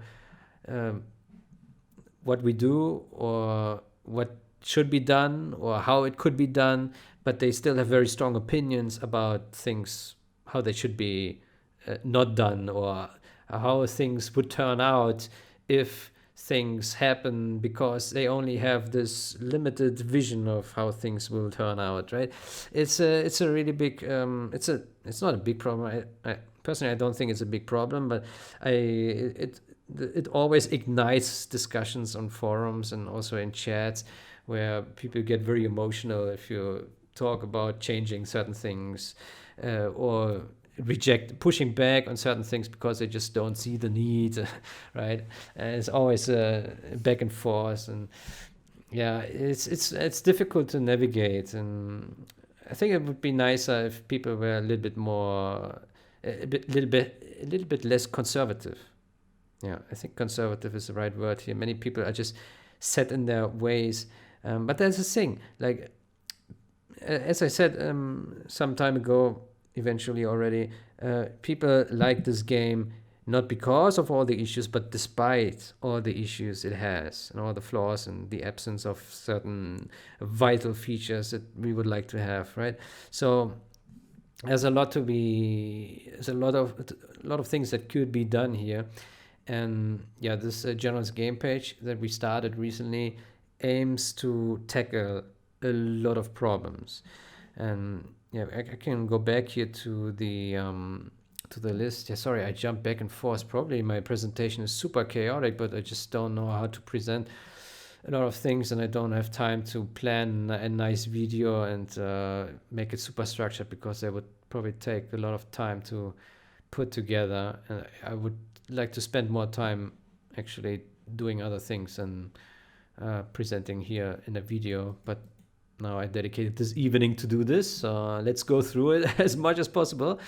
So yeah, with the Shockwave, as I showed you earlier, there are a lot of things that can be picked up and that can be copied over. And the same with there's another project, Project mod. Maybe you heard about this. It's probably not as popular as mods like Rise of the Reds and Shockwave, but I'm really surprised by the attention to detail that went into this project. So this was created by one person only, and the development started already 15 years ago. So this is not a project that had a very limited time span, but this is a project that is humongous, is huge, and has so many fixes. So this one has 2,800 lines, and it has a lot of improvements that are relevant for just improving the game as is. So this mod is actually not adding all that many new things on top. It does add some units and new buildings, and unlocks some functionality that was originally cut, like for example the laser Comanche helicopters and the laser Rangers and the laser Burton, right? These things were in the original game, but they were not finished, so the laser general didn't get all these laser units in the end. But all these things are added, unlocked in this mod, plus new functionality on certain things. But it also has a lot of improvements which are relevant to just improving the base game as is. So we can just jump in some random one here. Fixed Patriot missile scaffolding that was off-centered. So this is likely a visual improvement. Let's take a look. Firebase now can be attacked by Ranger flashbangs and toxin weapons properly. This one actually is this one shouldn't be improvement. This one should be a maybe, because this one is controversial. So I can change it here right now. Yeah. Let's take a look here. Air Force carpet bomb can be called from other general strategy centers. This is certainly an improvement, because right now if you are Air Force and you have the strategy center of a different USA general, like let's say your teammate is laser general and the laser general surrenders, you get his command strategy center, and then you can't use your carpet bomber even though you have a strategy center. Doesn't make much sense, because essentially the strategy centers are very much alike, and you would expect that the carpet bomber works from either. So this is certainly improvement. Well, you could argue that it also does not need to be this way, but I think it makes sense, because for readability and consistency, because there's not really there's no visual difference between the strategy centers, so it kind of makes sense. What about this one? Laser turret now have proper model in snow conditions. Yeah, this is a no-brainer, no-brainer change. There's a lot of visual and audio changes. Like here, fix various issues with listening outpost model. Fix ECM tank behavior that's sometimes just standing still while guarding an area. Okay, so the ECM tank would just not do anything if you put it to guard an area. I don't even know about this issue. Maybe because I barely put them on guard mode. But yeah, there are a lot of issues. So overall, these are 362 improvements. And I think there are also a lot of maybes. Let's take a look at the maybes. Yeah, 143 maybes. So the maybe, we just put maybe in front of a lot of things that could be that maybe could be fixed, right? So for example, what do we have here? Tomahawk, fix the Tomahawk launcher missiles that did not start with full health. So apparently they start with less health than they actually have, which is strange. But it's not necessary to change it because it would also make them easier to kill. So it's probably not a big of a deal. One fix could be here to give them full health, but adjust the max health to the original health that they spawned with, right? So the bug would be gone, but the overall health would still be the same, which would be a little bit cleaner than having them spawn with less health than they could have, which makes no sense. Like, you can't repair a Tomahawk missile, right? So why would it spawn with less health? It makes no sense. But yeah, I think gameplay-wise, it would only have an impact if it was easier or more difficult to destroy. So yeah, it's not a really important change. Yeah. So yeah, there's a lot of small things. There are also some bigger changes here, but the good thing is that many of these can be picked up as is, right? So they don't need new development, but they can be transferred over, and that cuts a lot of time. So if we talk about, okay, we have a lot of work, but how do we get this all done? Well, there's a lot of content already out there that can be used to help creating things, which greatly reduces the time necessary to create a final product that improves the game in various areas, right? So there's a lot of audio improvements, a lot of visual improvements, some functionality improvements. This one is also interesting. All nuclear reactors will not die because of their overchargeability. But yeah, I think this likely also doesn't need to be changed. Right now we have it on maybe because we can talk about it. I think so far I was the only one who reviewed this one. There was no one else who looked over it yet. But yeah, I'm pretty sure that this will be something that is also labeled not relevant in the end, like many other things that are not relevant. Yeah. Okay, so yeah, you have an idea that there's a lot of things that can be changed. There are a lot of bugs that need to be fixed. Let's go back to the survey once more. So we asked, like, yeah, this is one of the most controversial questions, of course, the player-based split question. So we asked if community users would release and distribute a new patch with fixes and improvements, would you be concerned about its adoption success by the general multiplayer population? So the question is, to rephrase it, would players be concerned if a new patch was released that they would not find enough players anymore because now some players would play the new patch and other players would play the old patch, and yeah, obviously that wouldn't be a desired outcome, right? If now suddenly the player pool is, let's say, 50% less because 50% play this one thing and the other play this old thing, right? This is a really difficult question because it's difficult to look into the future and say, like, really what will happen, right? You can't say this will happen or that will happen. For what it's worth, you could say it will be bad. You can say it will be great, but we don't know. We can't say. So the goal must be to create something which gives less of an incentive to use the original game as is. Because if you create something that is not better in many aspects of the original game, then there is very little incentive for players to actually jump on the new improved game, right? Does that make sense? So it goes back to something I mentioned earlier. If you just fix a balance and only 20% of people are interested in balance changes, then you eventually only have a 20% adoption success rate because other people don't care as much. So this question is tightly related to the product that we're looking at. Is the product a vital improvement that is really good and that players like to use, or is it just something that is okay but it's not really necessary because it doesn't make all that much of a difference? And I think this is exactly where the success of the project will depart.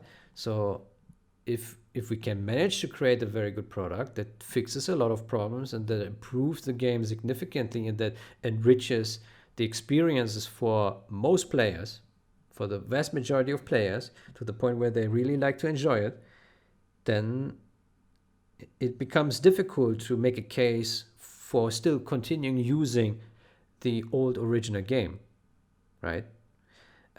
It would be the same as like, okay, Windows 10, you use a game, it doesn't work out of the box. Yeah, let's not touch anything to fix all the problems. Let's just not play it anymore, right? You could do this, or you can say, hey, let's enable the community to fix the problems as much as possible so we can enjoy the game and have it play better. And that includes certainly also such a patch which will inevitably change the compatibility between players, right? So there is a requirement to do such a step because you cannot change certain things without touching the core of the game.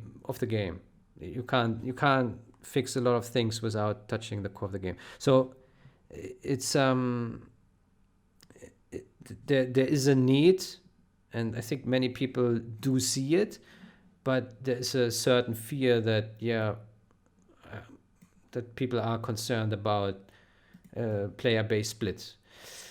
Personally, I'm not so much concerned about it. I was very concerned about this in the past because I didn't have much of a picture of how to. Because I had difficult time to imagine how this could be, how a regular casual player could have this new patch, this new mod installed and has an easy time to use it, right? So you can have something like an installer, right, and it installs it and it's there and it's usable, right? But this doesn't solve it. It will introduce issues. So let's have a look at to give you a little bit of perspective. If you look at a mod, like for example, this is an Operation Firestorm mod, which I played on last Saturday. Yeah, Saturday I showed you this one, and it comes like this, right? And if you look at this, it's just a bunch of files. And now, maybe you as someone who watches this video, maybe you're like, oh yeah, okay, you take these files and you copy them into the game directory and then it works. Yeah, but now the question is, how many casual players would want to do this or would understand how to use this? They would have to read this README. They would have to understand that installing all the stuff now in the game will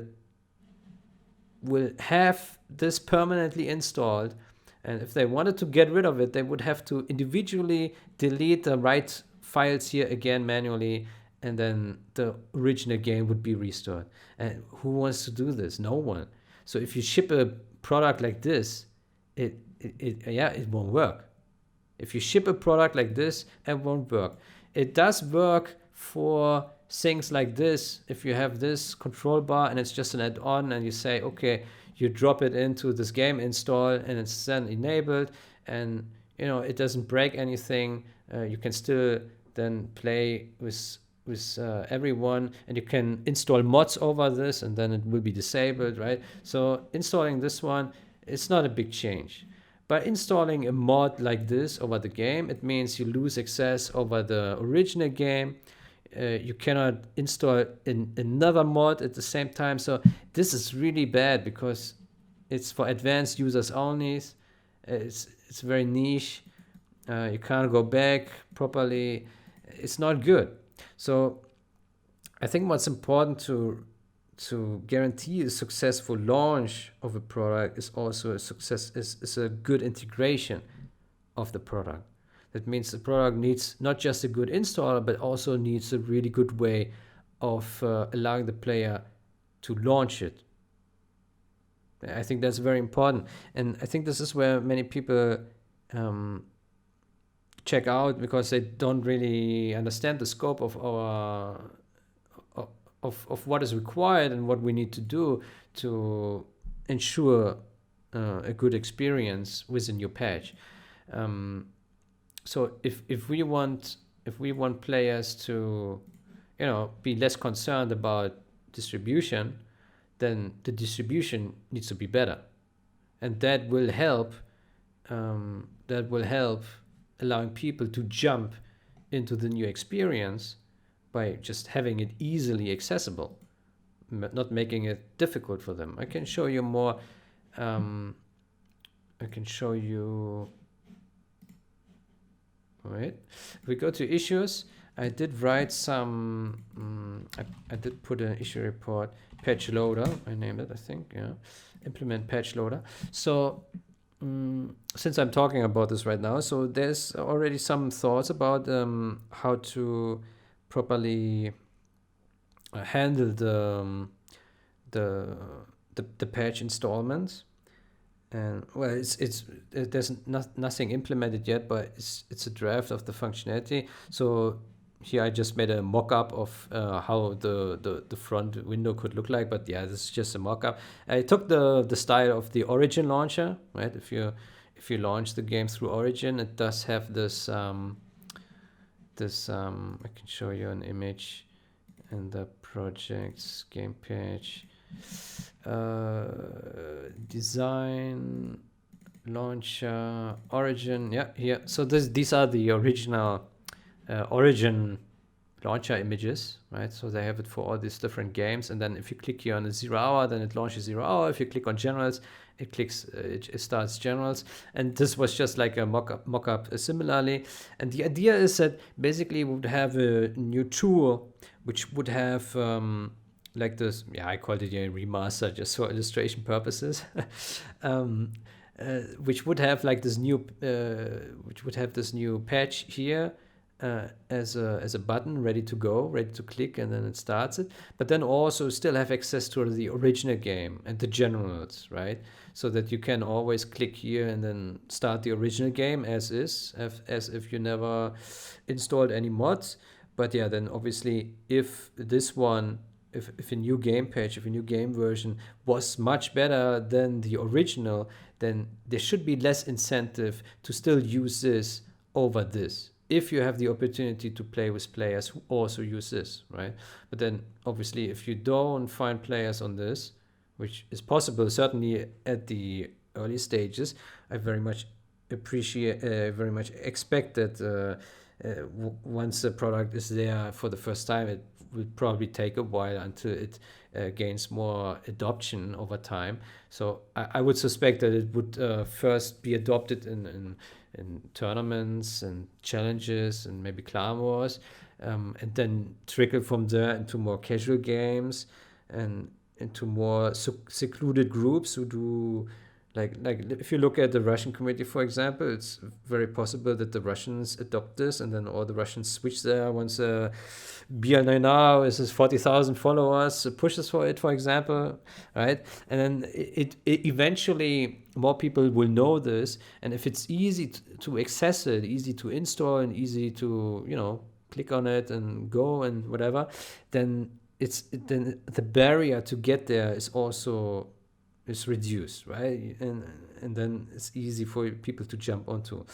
And the proposal here for this tool is also to add a little bit of functionality that the Gen Patcher already offers, so that it also fixes some of these big issues like the what we looked at, the debug help DLL thingy, or the options ini thingy where it crashes. So making it easier for the user to have one tool which fixes a lot of things, but also allows him to, where did it go now here? Where's this? Yeah, here. But also allows him to launch new versions of the game, right? Despite the original ones. So the proposal also here is to, or the feature vision here also is to make it friendly to other mods, so that other mods can be configured here. Now this is just very generic setup here with this image, and then that you could also install other mods like the Shockwave or the Rise of the Reds here, and then you can also launch these mods here conveniently, so that you would have one new launcher that basically allows you to install, to manage mods, and also add-ons. Like add-ons would be things like this Control Bar Pro, which could be just installed over a mod or over the original game, right? Because this is different from a mod, right? This is, yeah, you put it on top of the mod or the game, and it doesn't change the game version. So you're still compatible with someone who does use the original control bar here in this case, right? So this is an add-on. This is not a mod. A mod is more like something that changes the overall game and where everyone needs the same mod. But an add-on is something that just is local for you. It's just a visual or audio improvement that doesn't affect anyone else, right? So add-ons, same with languages. So we also want to provide languages for the players. So currently I'm collecting all the language packs for the original game. I can show you here language big. Yeah, basically I collected all original languages, which is Spanish, Polish, Korean, Italian, German, French, English, Chinese, and Brazilian. These are the original game language versions. But for the Brazilian, I'm still missing most of the files. So if you know someone who has Brazilian, it would be very helpful if you could maybe reach out for me and ask for the language files. I can add some information to the description of this video, what specifically I would need. But yeah, basically we did collect all the language files for the Chinese, English, French, and so on. And now the new tool here, the new patch loader, would then also allow users to install these new languages, including the Russian language for the Russians. And then obviously this would also have to be localized for the different languages, so that I mean, this is kind of simple because it's just icons, but like if you access like a options menu with this button here, for example, then obviously the descriptions also need to be in other languages, so that it's not just English, but that also other people can understand what's going on in these new tools that will be there. Also, we want to, the game page wants to fix things for the languages and to support the languages. Like there are some language specific issues, and we do want to cater for all the languages, so that not just English installs benefit from all fixes, but all the languages benefit from all fixes. So yeah, so that if someone has an Italian install of the game, that he gets the same fixes as someone who has the English version, right? Where's the, there it is. Yeah, so yeah, the language packs, I think, very important. Personally, I think also currently we are, where is it? I think it's a folder here. Yeah, currently we are also working on a new German Uncut language pack, which basically will be a standalone language pack for the German Uncut, because the original German has all these robot sounds. I can give you a listen in case you don't know it. It's here, German Uncut. So game files original. Let's go to German, just so you have a little of reference. Like, what does this censored game sound like? So we go to any voice line here. Attacke! Yeah. Unsere Basis wird angegriffen! So I wonder if you can hear the the broken. They applied the filter, which makes it sound more robotic. Wir haben das Gebäude eingenommen. Das Gebäude gehört jetzt uns. So this is like this is the original German. Now let's take a look at. Oops, I touched the mic there for a second. Let's take a look at the uncut sounds, how they sound. Audio sounds German. So these are some uncuts. Gewehr bereit, General. Waffe bereit. Verstanden. Wird gemacht. Let's try to find the same. So this is Arab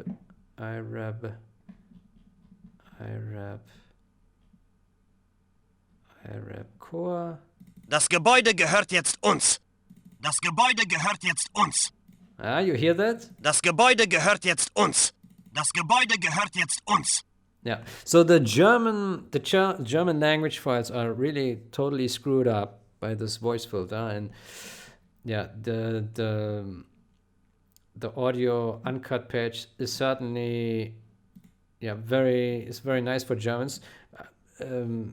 So it makes sense to also offer a German uncut patch, and I really would like to see that. That's why I'm currently working on that. Also, in case you have never seen all the general's textures, let's take a look at these. They are this is already the edited.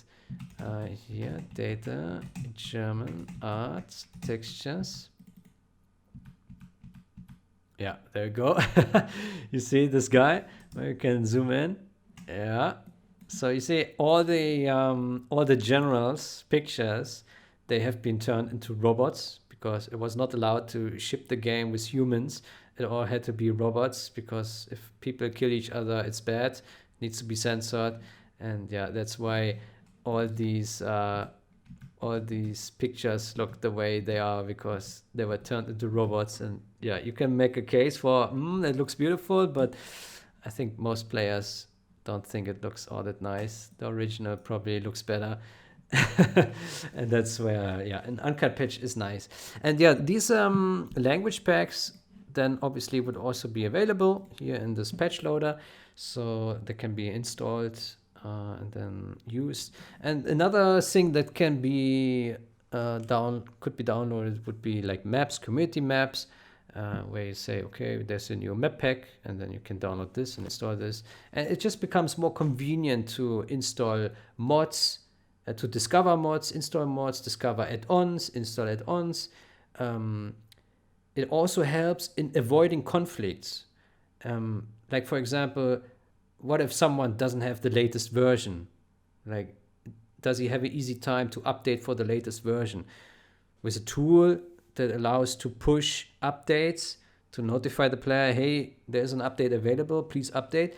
That would help a lot of things, right? So that the people get the same latest mod version, or can also get the latest add-on. Maybe can also get an information if an add-on is not compatible with a certain mod or incompatible with another add-on. So a lot of things can be catered here, and this would generally increase the usability of all this community content that there is a lot of out there, and I think that many people would like to enjoy. But here, for our main purpose of a game page for the original game, it would be here the top one, which currently just says remastered. As I said, this is just a mock-up image, so the name is not remastered. I just put it here for illustration purposes. And obviously there needs to be a lot of thought and a lot of testing involved in this, so that it's all working well, all working nice. But yeah, it's important to have something that makes it easy for players to access in your content and to use in your content. Make it really easy. And Gentoo also needs to cater in some ways to the new content. So, for example, there is a problem where in network rooms, right? If you go here in the multiplayer network, and if someone opens a room here, and it's any mod, yeah, or any patch, like let's say someone has an unpatched game, version 1.0, 0 hour 1.0, and opens a game, then anyone would be able to join this room and start and connect, and then the game in the game it would mismatch, because then the game states wouldn't be the same, the contents wouldn't be the same.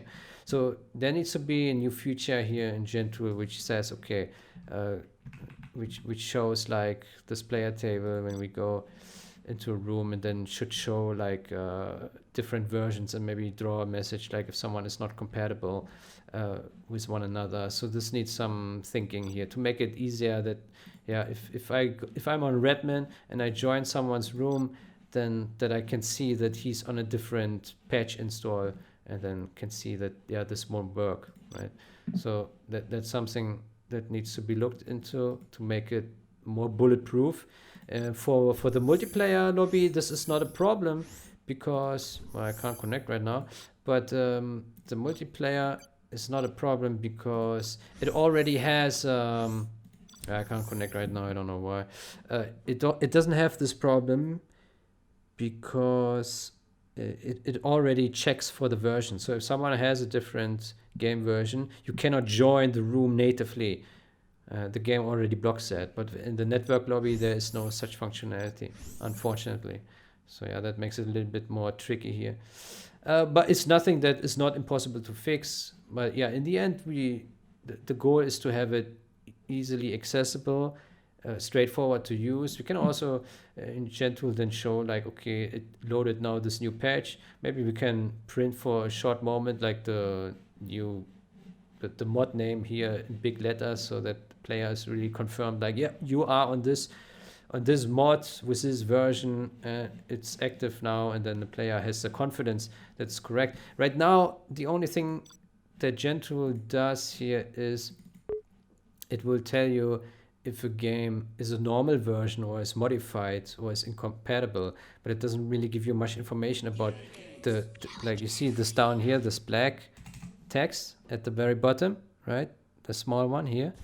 And then once it's done checking, it will tell you normal game install. So this means normal game install now tells you, okay, this is a regular game, so you have some confidence that you are now compatible with other players. So functionality like this can be expanded to be a little bit more universal and to cater to more mods and also to the new patch, and so that the player can more easily see that his game install is intact and that everything is ready to go, everything is as expected. But obviously the patch loader itself here, well, right now it's called patch loader, the name may change here, the patch loader itself will help that the player always has a proper install, so that he cannot mess up his install.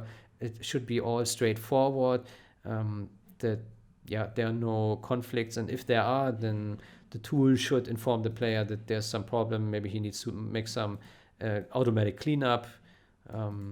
Like, for example, there could be a case where a player already dumped a lot of mods into his game install, right? And then you could say, okay, the patch loader is loaded, and it looks into the game directory, the game install, and it checks what is there, and then it may identify that there is this mod, there's this add-on.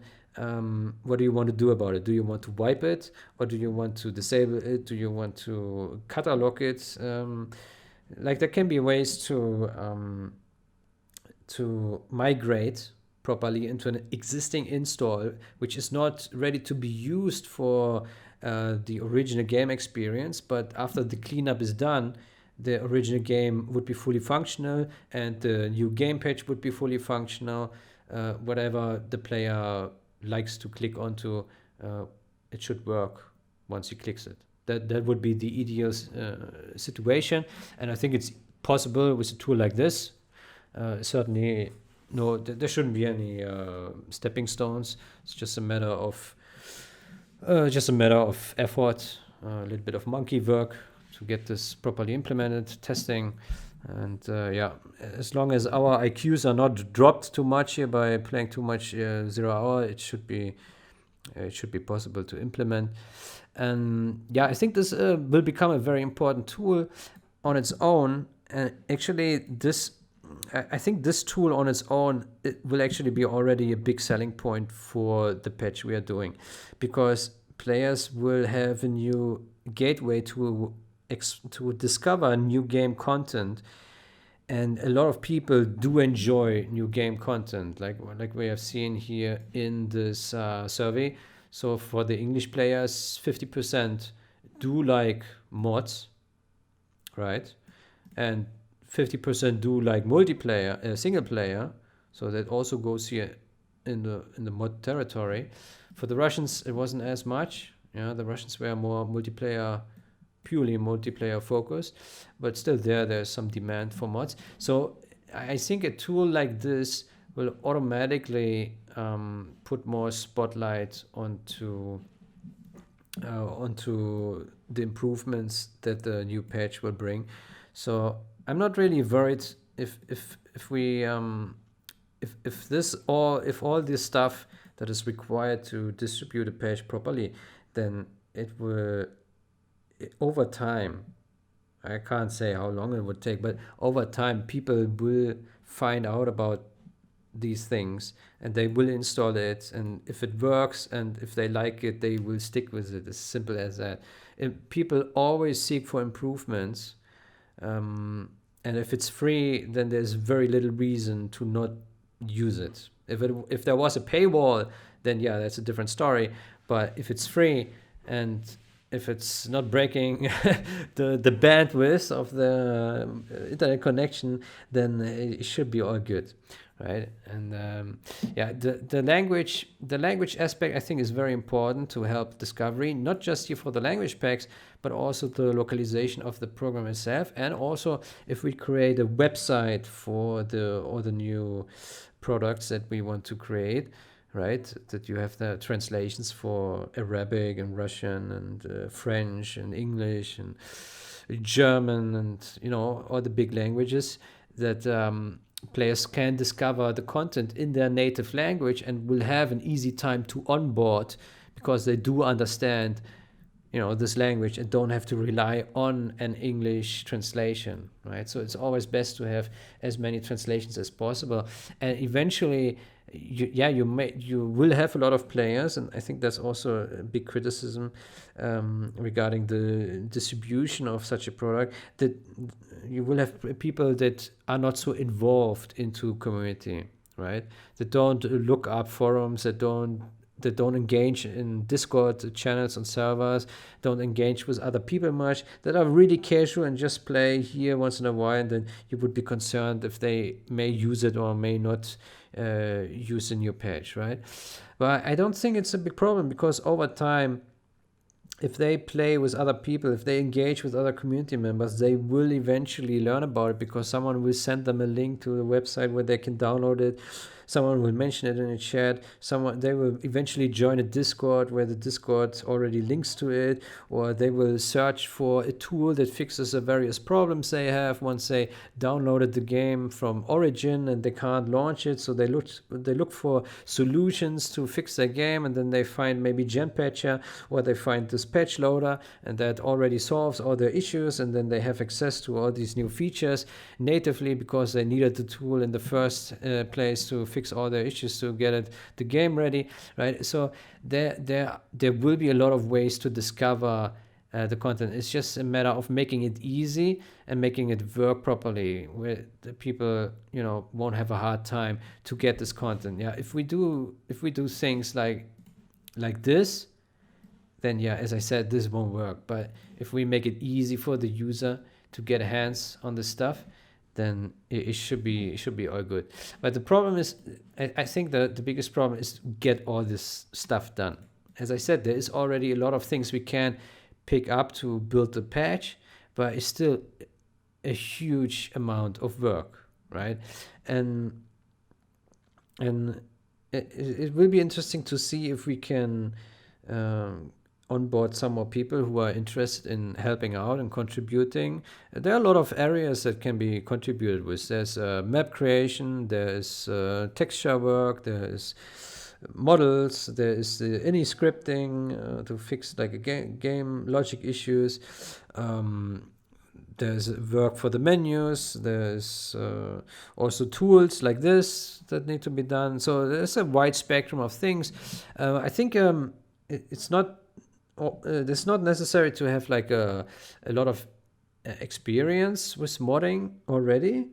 It certainly helps a lot, that's for sure. But I think it's the most important thing to help out is like to not be super stupid. Like if you have half a decent brain, then I think you can already be of good value.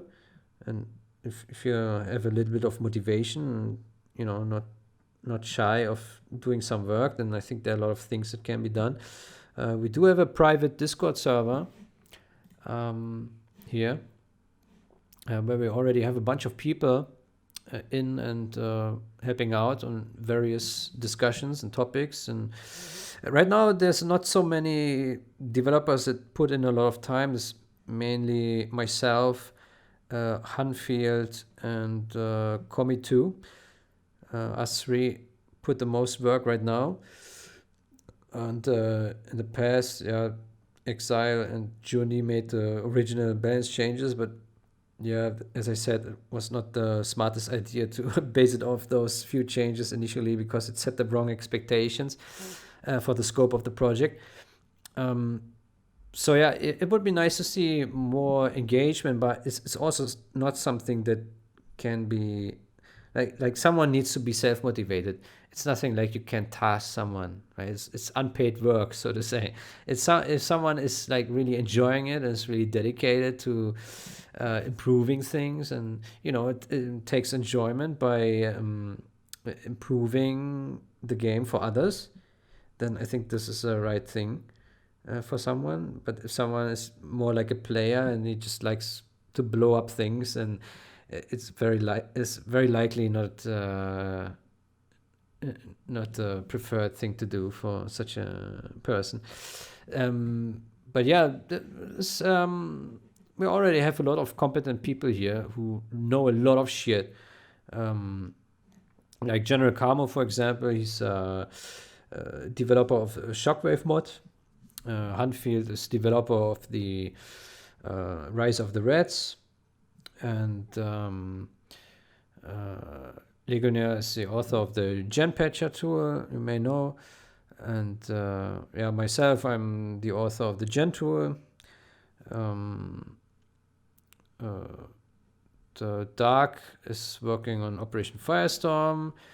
Luthud is a SkyMix RMT. He did a lot of map stuff. I'm not sure if he's working. I'm not sure if he's still active, but he has a lot of experience, a lot of how do you say? I forgot. I don't have the word right now. Expertise. That's the word. Yeah. FAS. He knows a lot about WND, Windows, menus, stuff like this. He and I, we did Control Bar Pro together. FAS and I. It's very good. He's once he gets rolling with a window modification, then he's very dedicated. That's good. And we have a lot of expertise here with the people. They know a lot of stuff. Like Kabuse, for example, he knows like a lot about World Builder. Is really knowledgeable. He did the AOD map, the Cobalt Rush map, which is outstanding piece of work. Really pushed the game to its limits just by this map. And it's hard to create good content, and it's when you have people who work on a project of such magnitude, you need a little bit of competency, because if you just put together a mod and you're not very thoughtful about many aspects, if you don't take, for example, performance into consideration, then you may end up with a product which is inferior to the original game. right? And this is something we cannot let happen. So, for example, if someone was increasing the complexity of 3D models, right? Adding more polygons to the models of the game, or increasing textures, like making them 4 times larger for terrain textures and model textures everywhere, or yeah, just bumping things without any consideration for, like putting a lot of objects into maps, for example, right? Then you will inevitably cause performance degradation, right? So the game would lag more, would be slower, and that's certainly something that needs to be avoided as much as possible. It's an old game. It's supposed to run on older hardware, and ideally we are very mindful about performance to make sure that textures are properly compressed into DDS format, for example, so that they are small and they fit into smaller GPU memory and don't take so much space, right? So that older or onboard graphics card can properly handle the graphical presentation of all the textures. Yeah, and that the models are not going crazy and increase the level load time unnecessarily. That can cause issues.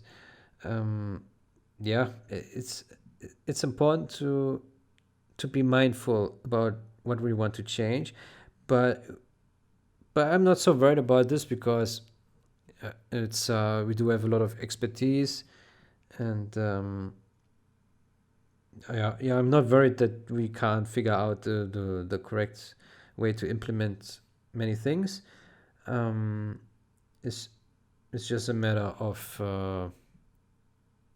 getting onto it, getting it done, testing it, and yeah, approving of the change eventually. Yeah. Okay, so yeah, I talked a lot already. What else would I need to cover? There's one more thing. There's probably a lot more things, but one more thing in particular here.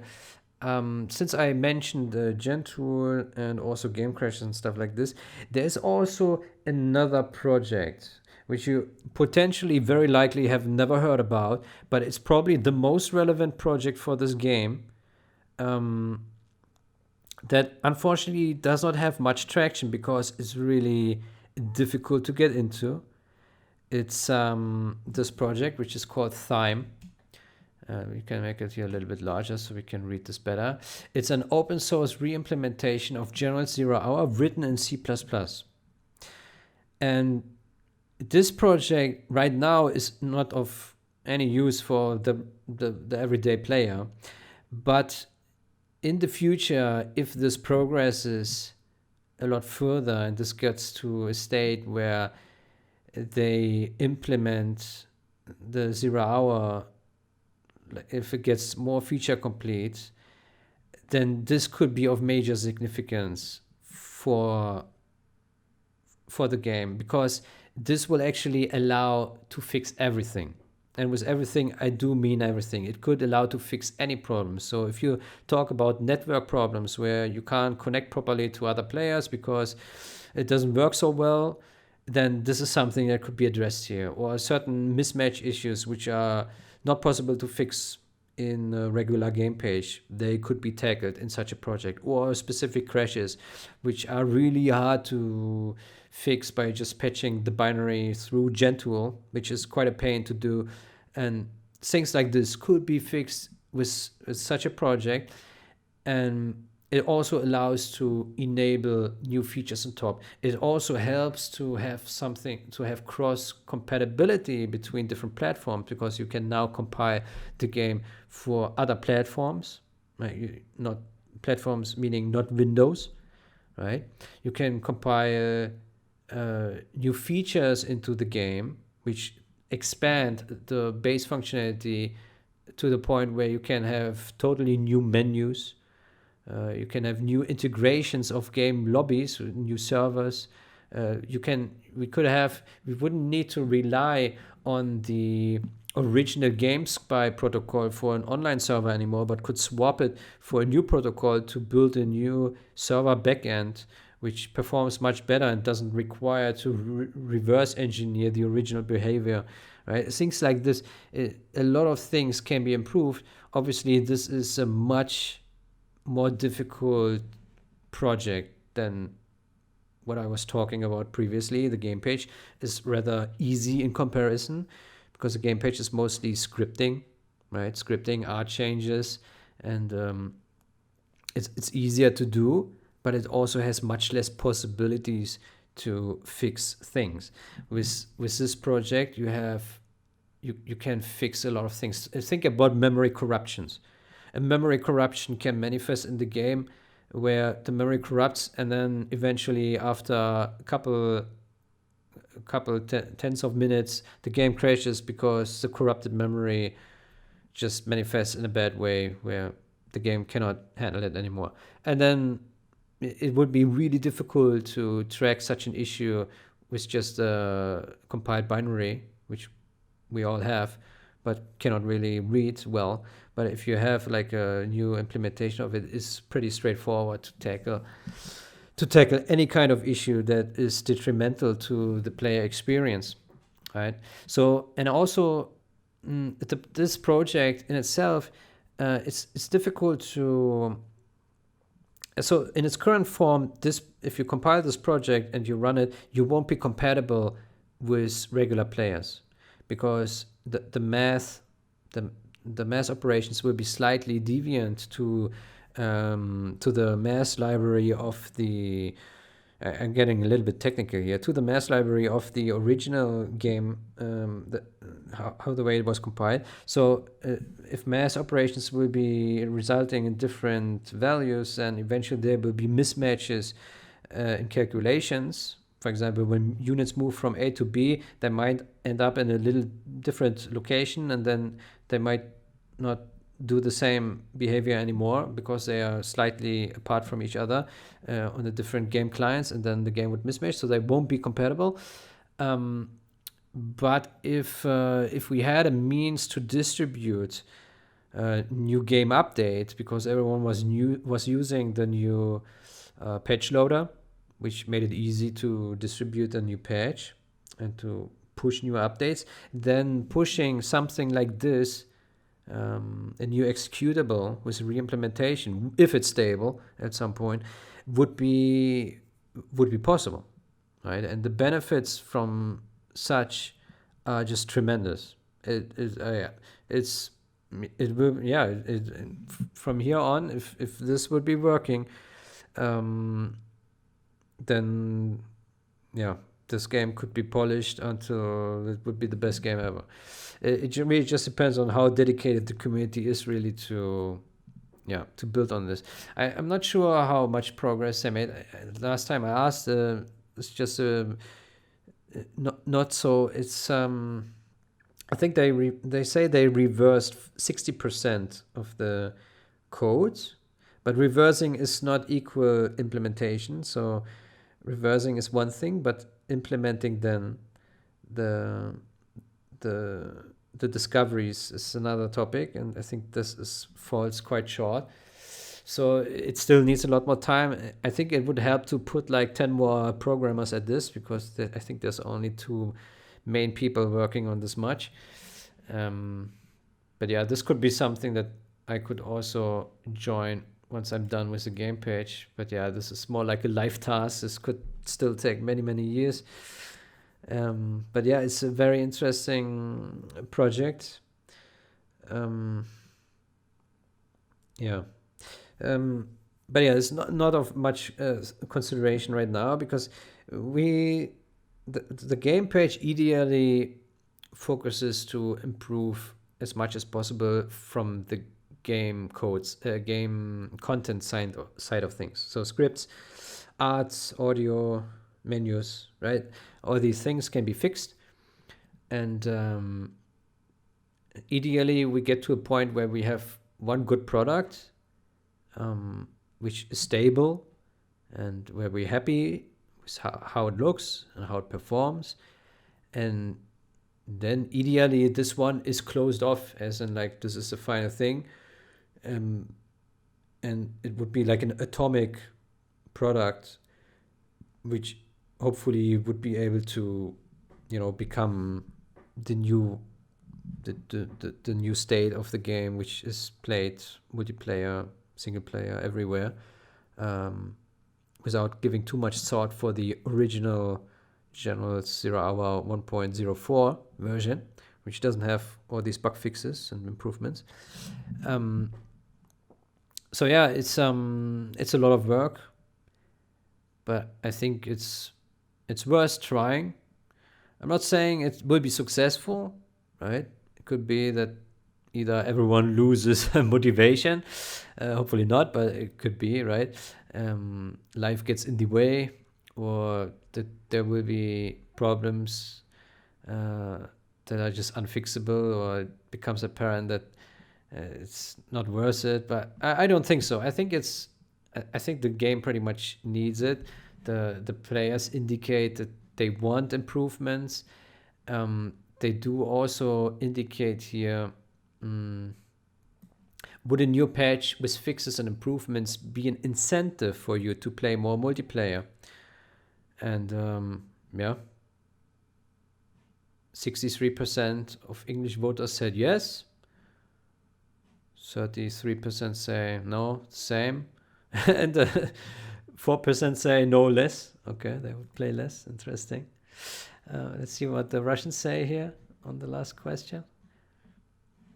Okay, so the Russians, 70%, 71 would play more, and 25 would play the same, and yeah, close to 4% would also play less. Yeah, so there's certainly a chance that improved community content, community patch, could also help the general multiplayer population. It certainly is a possibility. I hear a lot of talk about the opposite direction, where it is detrimental to the state of multiplayer. There's very little talk about the upsides, which I think is a little bit of a mistake, because if you talk about downsides, then you also have to talk about potential upsides, because the thing is, as I said, we don't play the game, we don't like the game because of all the issues, we like it despite all the issues. So if there are old players who do like the game in the past, but they moved on because they found games that do work better, then yeah, there's no need for them going back, because they know the game is bugged. But eventually, if there was a patch, and they would learn that this was now a much better experience, and then they might come back and play again. Or there might be new players who, want to try the game, and then they play it and they're like, okay, it's okay, but it has quite some glitches, quite some problems, it crashes, it lags. Yeah, let's try a different game, right? That could also happen. But if there was a patch with improvement, a new player might be like, yeah, cool, this with this patch, it works really nice, no crashes, performance good, right? Looks better, right? So it's there could be an upside, right?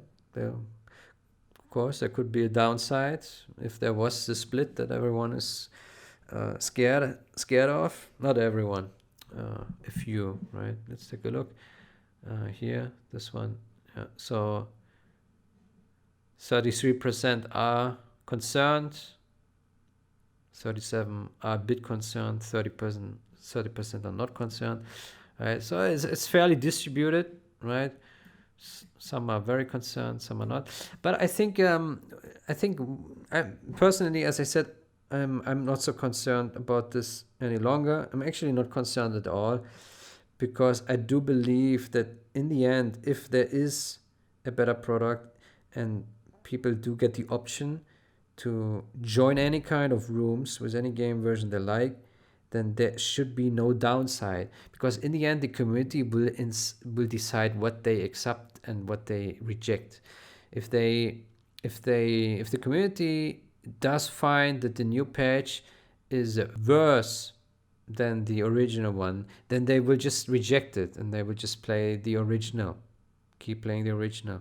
But if the community decides that, hey, this new package is much better. The new patch is much better. There's no point in playing the original anymore. It's just so much worse. Then the community will naturally gravitate towards the new patch over time. It's a given. It's the same way if now EA would release a patch and they would announce it on, they would push it on Origin, they would announce it on their social media, on a website, they would provide the installer files for those people who have the CDs and the first decade and the original CDs, so that they can install this. Then over time, people would see this patch and they would catch up over time. It is what it is, and it will be the same for a community patch if it does the right things and addresses things that benefit the vast majority of players in a positive way. I think so. I do believe so. I mean, of course, someone can have vastly different opinions. Someone can say this is a fail because it's a fail in the concept, but I don't think so. It just needs proper planning. It needs proper integration. We need a good product. That's the thing. We need a good product. We need functional, proper tools. If we have these two things, then it will be good. If we can't manage to do it, then it won't work. That's a given. But I'm very optimistic. The problem right now is just that, it's a lot of work. We are lacking a little bit of manpower, I would say. But we do, as I said, we do have a lot of expertise. It's just not clear yet how much everyone is willing to allocate. Right now, I do allocate a lot of time for this. Every day I work on this because I give myself the time pretty much, and I enjoy doing it, so that's okay. But if taking a break sometime is also not a big problem, right? And if there are multiple people working on things, and I think it would just naturally grow and build piece by piece. And I'm thinking, I think this is not a short-term thing anyway. This is a long-term project. So I suspect it will take at least 12 months to have something significant. Some significant patch that can be played. And probably even longer, 18 months, 24 months until some final distribution. So this could be 1 year, 2 years. It has a long horizon because we can already see that the discussions regarding many changes are it's not really clear what to do with many things because people have different opinions, people have different insights, and personally I also don't have answers to all the questions. Like there are design questions where it's really difficult to say what to do, like this issue with the I can give you an example. If we go into the issues section, we search for quads.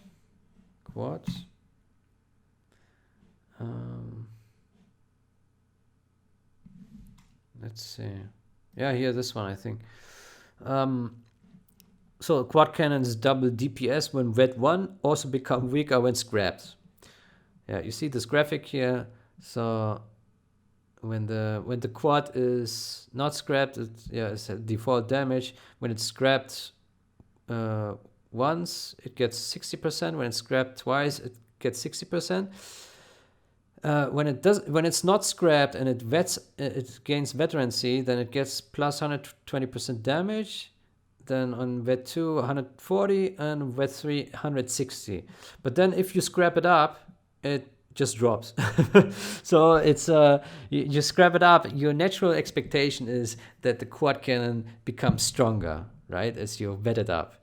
But here that it becomes stronger if you scrap it up. But here you have this vet 3 quad and you scrap it and it becomes a lot weaker than it previously was, right? So it's a design flaw. It's a bug, right? So but it's also a matter of design, because how can you fix this in a way where this becomes readable to the player? Because the expectation is the player drives over the scrap, the quad gets jacked up, right? It gets this new model where the cannon looks bigger, so the expectation is that it becomes stronger. But if you don't change the damage values, you would need to change the visual, right? You would have to make the gun look weaker, for example, right? So the quad would have to start with a big gun, and then you drive over the scrap, and then the gun gets smaller, right? It downgrades, so to say. But this is a bad design, because then you don't fix the main problem, which is that the damage gets weaker. But now the problem is, if you change the damage, you change one of the core units, how they behave, and that affects a lot of battles, right? Regular battles, like when they attack buildings and other units. And the question is, how do you fix this properly? It's really difficult. I can't tell. I mean, you can try shifting the damages in certain ways. I think there's already big discussion, like different suggestions of how to redistribute it, but it's not easy. It's not easy, and it would need testing. The best way to look at things is to test it. Yeah, test it. Try to obviously plan beforehand properly to really make sure that it's a sound change. But at the end of the day, you need to test if it's what happens. One thing I always say, though, that we currently do lack some sort of visual presentation of certain game stats, unit stats, to get a quick overview of how things work.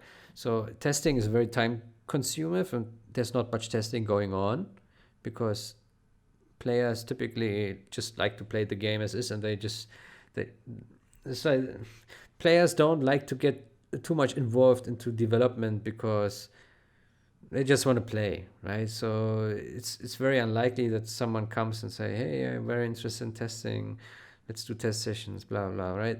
So testing power is really low, and that's why we need some other means to review changes. And right now we don't have a good way to see how certain changes would impact. So this is something we need to look into to get a better understanding of, okay, if you change this unit, how weak or how strong does it become as a result of it? Just an approximation to at least get an overview, right? Because right now people will say, oh, you change this and this gets totally overpowered, right? And then you actually look at the values and you say, no, it doesn't get overpowered. It just gets as strong as the other thing from the other general, which already has it, right? And then you're like, oh, okay. Right? But people have this conception of like, they think they can map out every consequence of every change in their mind, because they do believe they have this vast experience, they know everything, and if you tweak this one thing, then they believe it can have all these disastrous consequences without ever having tested it this way, or without actually showing, presenting it in a way where it is plausible. It's just a lot of talking, but very little hard facts, and I think that needs to be improved. Yeah, but that's a very specific thing, and it's not very relevant for this talk. What else can I say? The end project mod, as I said, it does have a lot of fixes for the audio and the visuals, and some logic fixes. So it's really a good thing. So, like, for example, they improved a lot of cars which had some glitches or visual bugs, right? So it's really a lot of work has already been put there, so we can pick that up. So that's really nice. Did I mention everything? Gentoo, you know that this tool exists.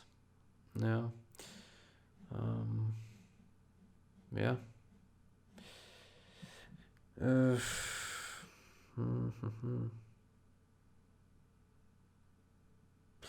yeah, I would say if you're interested, if you're interested in contributing in any way, or you're like very experienced, or you think you're smart, your IQ is not so low yet, and you want to help out with certain things, or you want to discover some work, then certainly you would be welcome to join our efforts. I will drop the. You can just put a comment below this video where if you're interested, or I can also drop my I can post my Discord name into the description of this video, and then you can write me if you want, or you can just go here to the GitHub repository, not the Russian local, the generous game page. I will also put the description, the link in the description of this video, so you can check it out. You can create a GitHub account, and then you can comment onto issues and pull requests. Pull requests are changes that are already formulated in actual game changes. So that like the game changes have already been done, and if this would be merged into the main branch, then the change would be applied. But like some of them pile already up because there are a lot of controversial changes, like make nuke missiles destroy GLA holes, right? So the nuke missile, as you may know, is the weakest super weapon in the game. You use it and shoot onto GLA buildings, and GLA buildings pretty much never die unless they are already GLA holes, which is kind of shitty because China really would like to benefit from some late game ownage, where the Scud Storm from the GLA just destroys everything, but here the China nuke missile almost destroys nothing. And with this change, the nuke missile would apply damage to the GLA holes as well. And yeah, I think it's an interesting change, and that's certainly something that would help the China in the late game. And China is certainly the weakest general in the late game by far. Yeah, even strong generals like the infantry, who are strong in the early game, not all that good in the late game anymore. Once the snipers are out, the 3-star Germans, or the toxin bombs, then it becomes very difficult for the China infantry, right? So yeah, things like this, they do improve gameplay, but certainly they are controversial because they do affect the gameplay, so they need to be carefully evaluated. But right now, personally, I'm very open to things that improve things and are still controversial. But of course, they need to be approved later on final, once we get a better picture by playtesting and seeing if it behaves nice in the game. Right now, yeah, we do have a lot of changes already applied. On the front page of the General's game page, you can see the current changes that are applied. There's here change list. If you scroll down a little bit, there's also some information about the objectives. There's also a lot of information here in the file. So if you look in the patch 104 in the design folder, you will find a lot of relevant documents if you are interested to look into. And here in the change list, there you find information about fixes that have already been applied in no particular order. And yeah, these are all the fixes that are currently in. And there is a marker for the C here, meaning controversial. So in front of a few changes, they still need to be re-reviewed. So for example, removed the heat haze effect from the microwave tank and the GPS scrambler to avoid this black screen rendering glitch that I showed you a couple hours ago. And yeah, but this is a problem because on some systems the heat haze effect works and it looks good, right? So a player would likely want to keep it. So we probably need to revert this, and we maybe need to revert this and think about other ways to tackle this.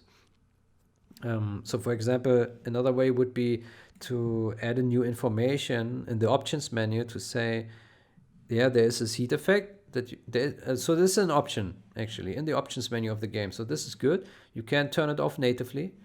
Um, but the problem is a user does not know that this can introduce this glitch, right? So it doesn't say, like, there's no information that can cause this glitch, right? So one way to address this could be to add some more information in the options menu that this can introduce a glitch.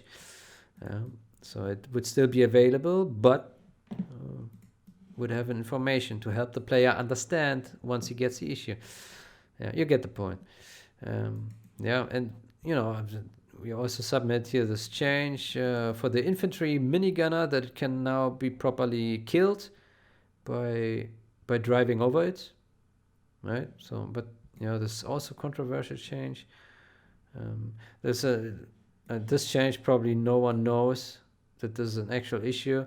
The GLA technical, when you're suicided, it can have a delay up to 0.75 seconds because the turret of the machine gun of the technical needs to point exact forward, 0 degrees forward, and only then the GLA technical can suicide. Logically, it makes absolutely no sense. It will feel more like a delay, like there's some lag, right? You want to suicide it, and then it takes up to 0.75 seconds for the turret to turn back, and then it will eventually explode. But yeah, it's controversial because it does affect the behavior, right? So now it will respond directly to the suicide, which someone could argue that, yeah, now it's more effective, which certainly is true. But on the other hand, is this desired behavior that there's a random delay between suicide or not, right? It's difficult to reason for this other than saying it has always been like that. The thing is, if the thing is too powerful because XYZ, then it needs to be fixed in a different way. I think it's a bad, personally, I do believe it's a wrong approach to reason bugs for the sake of balance. It's a detrimental approach because this way you eventually end up with a bug game, still bug game, and don't fix all that much, but also don't really improve the gameplay. Because you could fix a bug and adjust the gameplay by tweaking some other thing to compensate. So for example, here you could compensate. What could you do?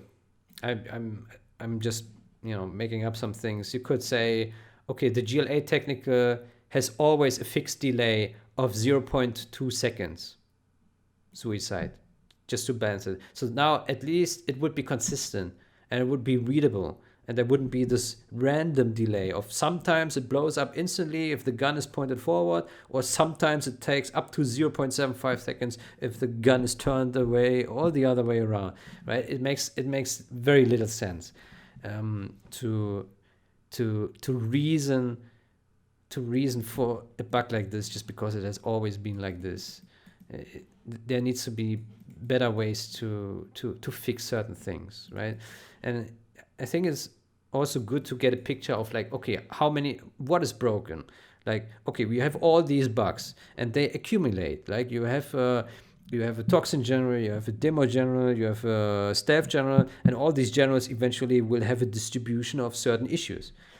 And then you have to look at all these issues in the combined settings. How do they affect each other? What happens, right? It's difficult. It's certainly quite some complexity, but just saying, yeah, let's not do anything just because, then you're not really fixing anything, right? So it doesn't help much. And the more things we can fix, the better, I would say, right? Because a fixed game should be better on paper than a broken game. And since there's so much stuff broken, there's certainly a lot that can be done. But yeah, there are these controversial changes, and they are still subject for review, all of these. But there are many other things are like safe fixes. Like if you look at this fixed issue where GLA Stinger would automatically attack enemy buildings. You may know this. You build a Stinger next to an enemy building, and the Stinger will just shoot onto this building on its own all the time, and you can't stop it, right? Why? Why does it do that? It's the only unit and structure that auto attacks an enemy building just like that. It makes no sense. So this is a no-brain fix, right? It's not controversial. It's good. Like if you want to attack an enemy building, you just select the Stinger and you click on the enemy building, right? That's good enough. You don't need to have it automatically attack. It makes no sense. So, but yeah, you get the picture. There is a lot of things that can be improved. There's a lot of controversial changes, which do require input from experienced players. But we also need to improve our own discovery workflow to have a better overview of what how certain things impact other things. Yeah, and yeah, if you want to get involved, certainly take a look at the GitHub, write in the comments, send a message on the Discord, and certainly we are not short on work. I'm very open to discussions and talks and onboarding. That's not a problem. So it shouldn't be a problem to get up to speed. I will try to be as supportive as possible, also to all kind of questions.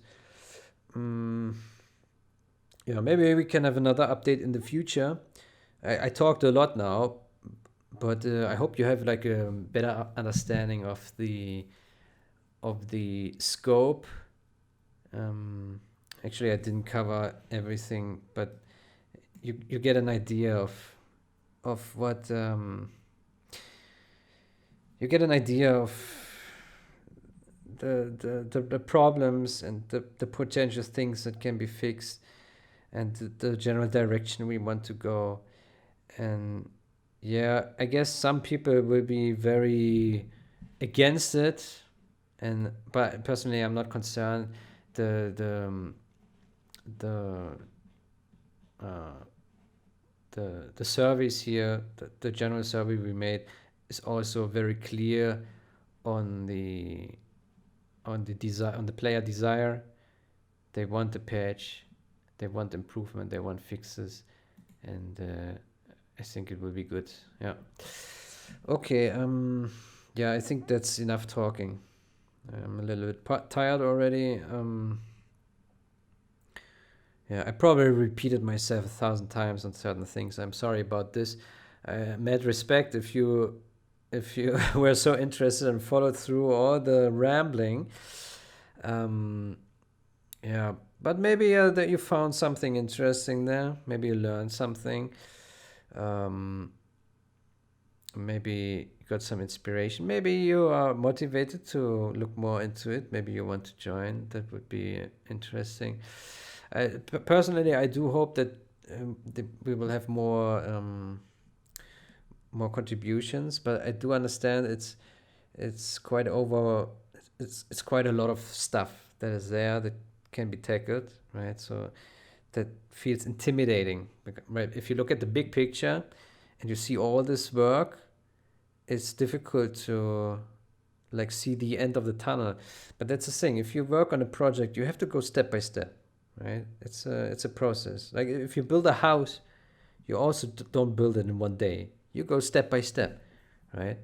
And yeah, if we do this, if we do this, then I think we can manage to accomplish some good work after a fair amount of time, and hopefully enjoy some great improvements in the future.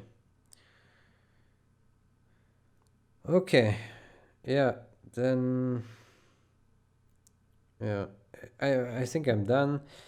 Have a great day or night. Until next time. So much talking. I hope I recorded actually. Yeah, I did. Stop recording. Oh, Jesus. 3 hours. Oh, damn.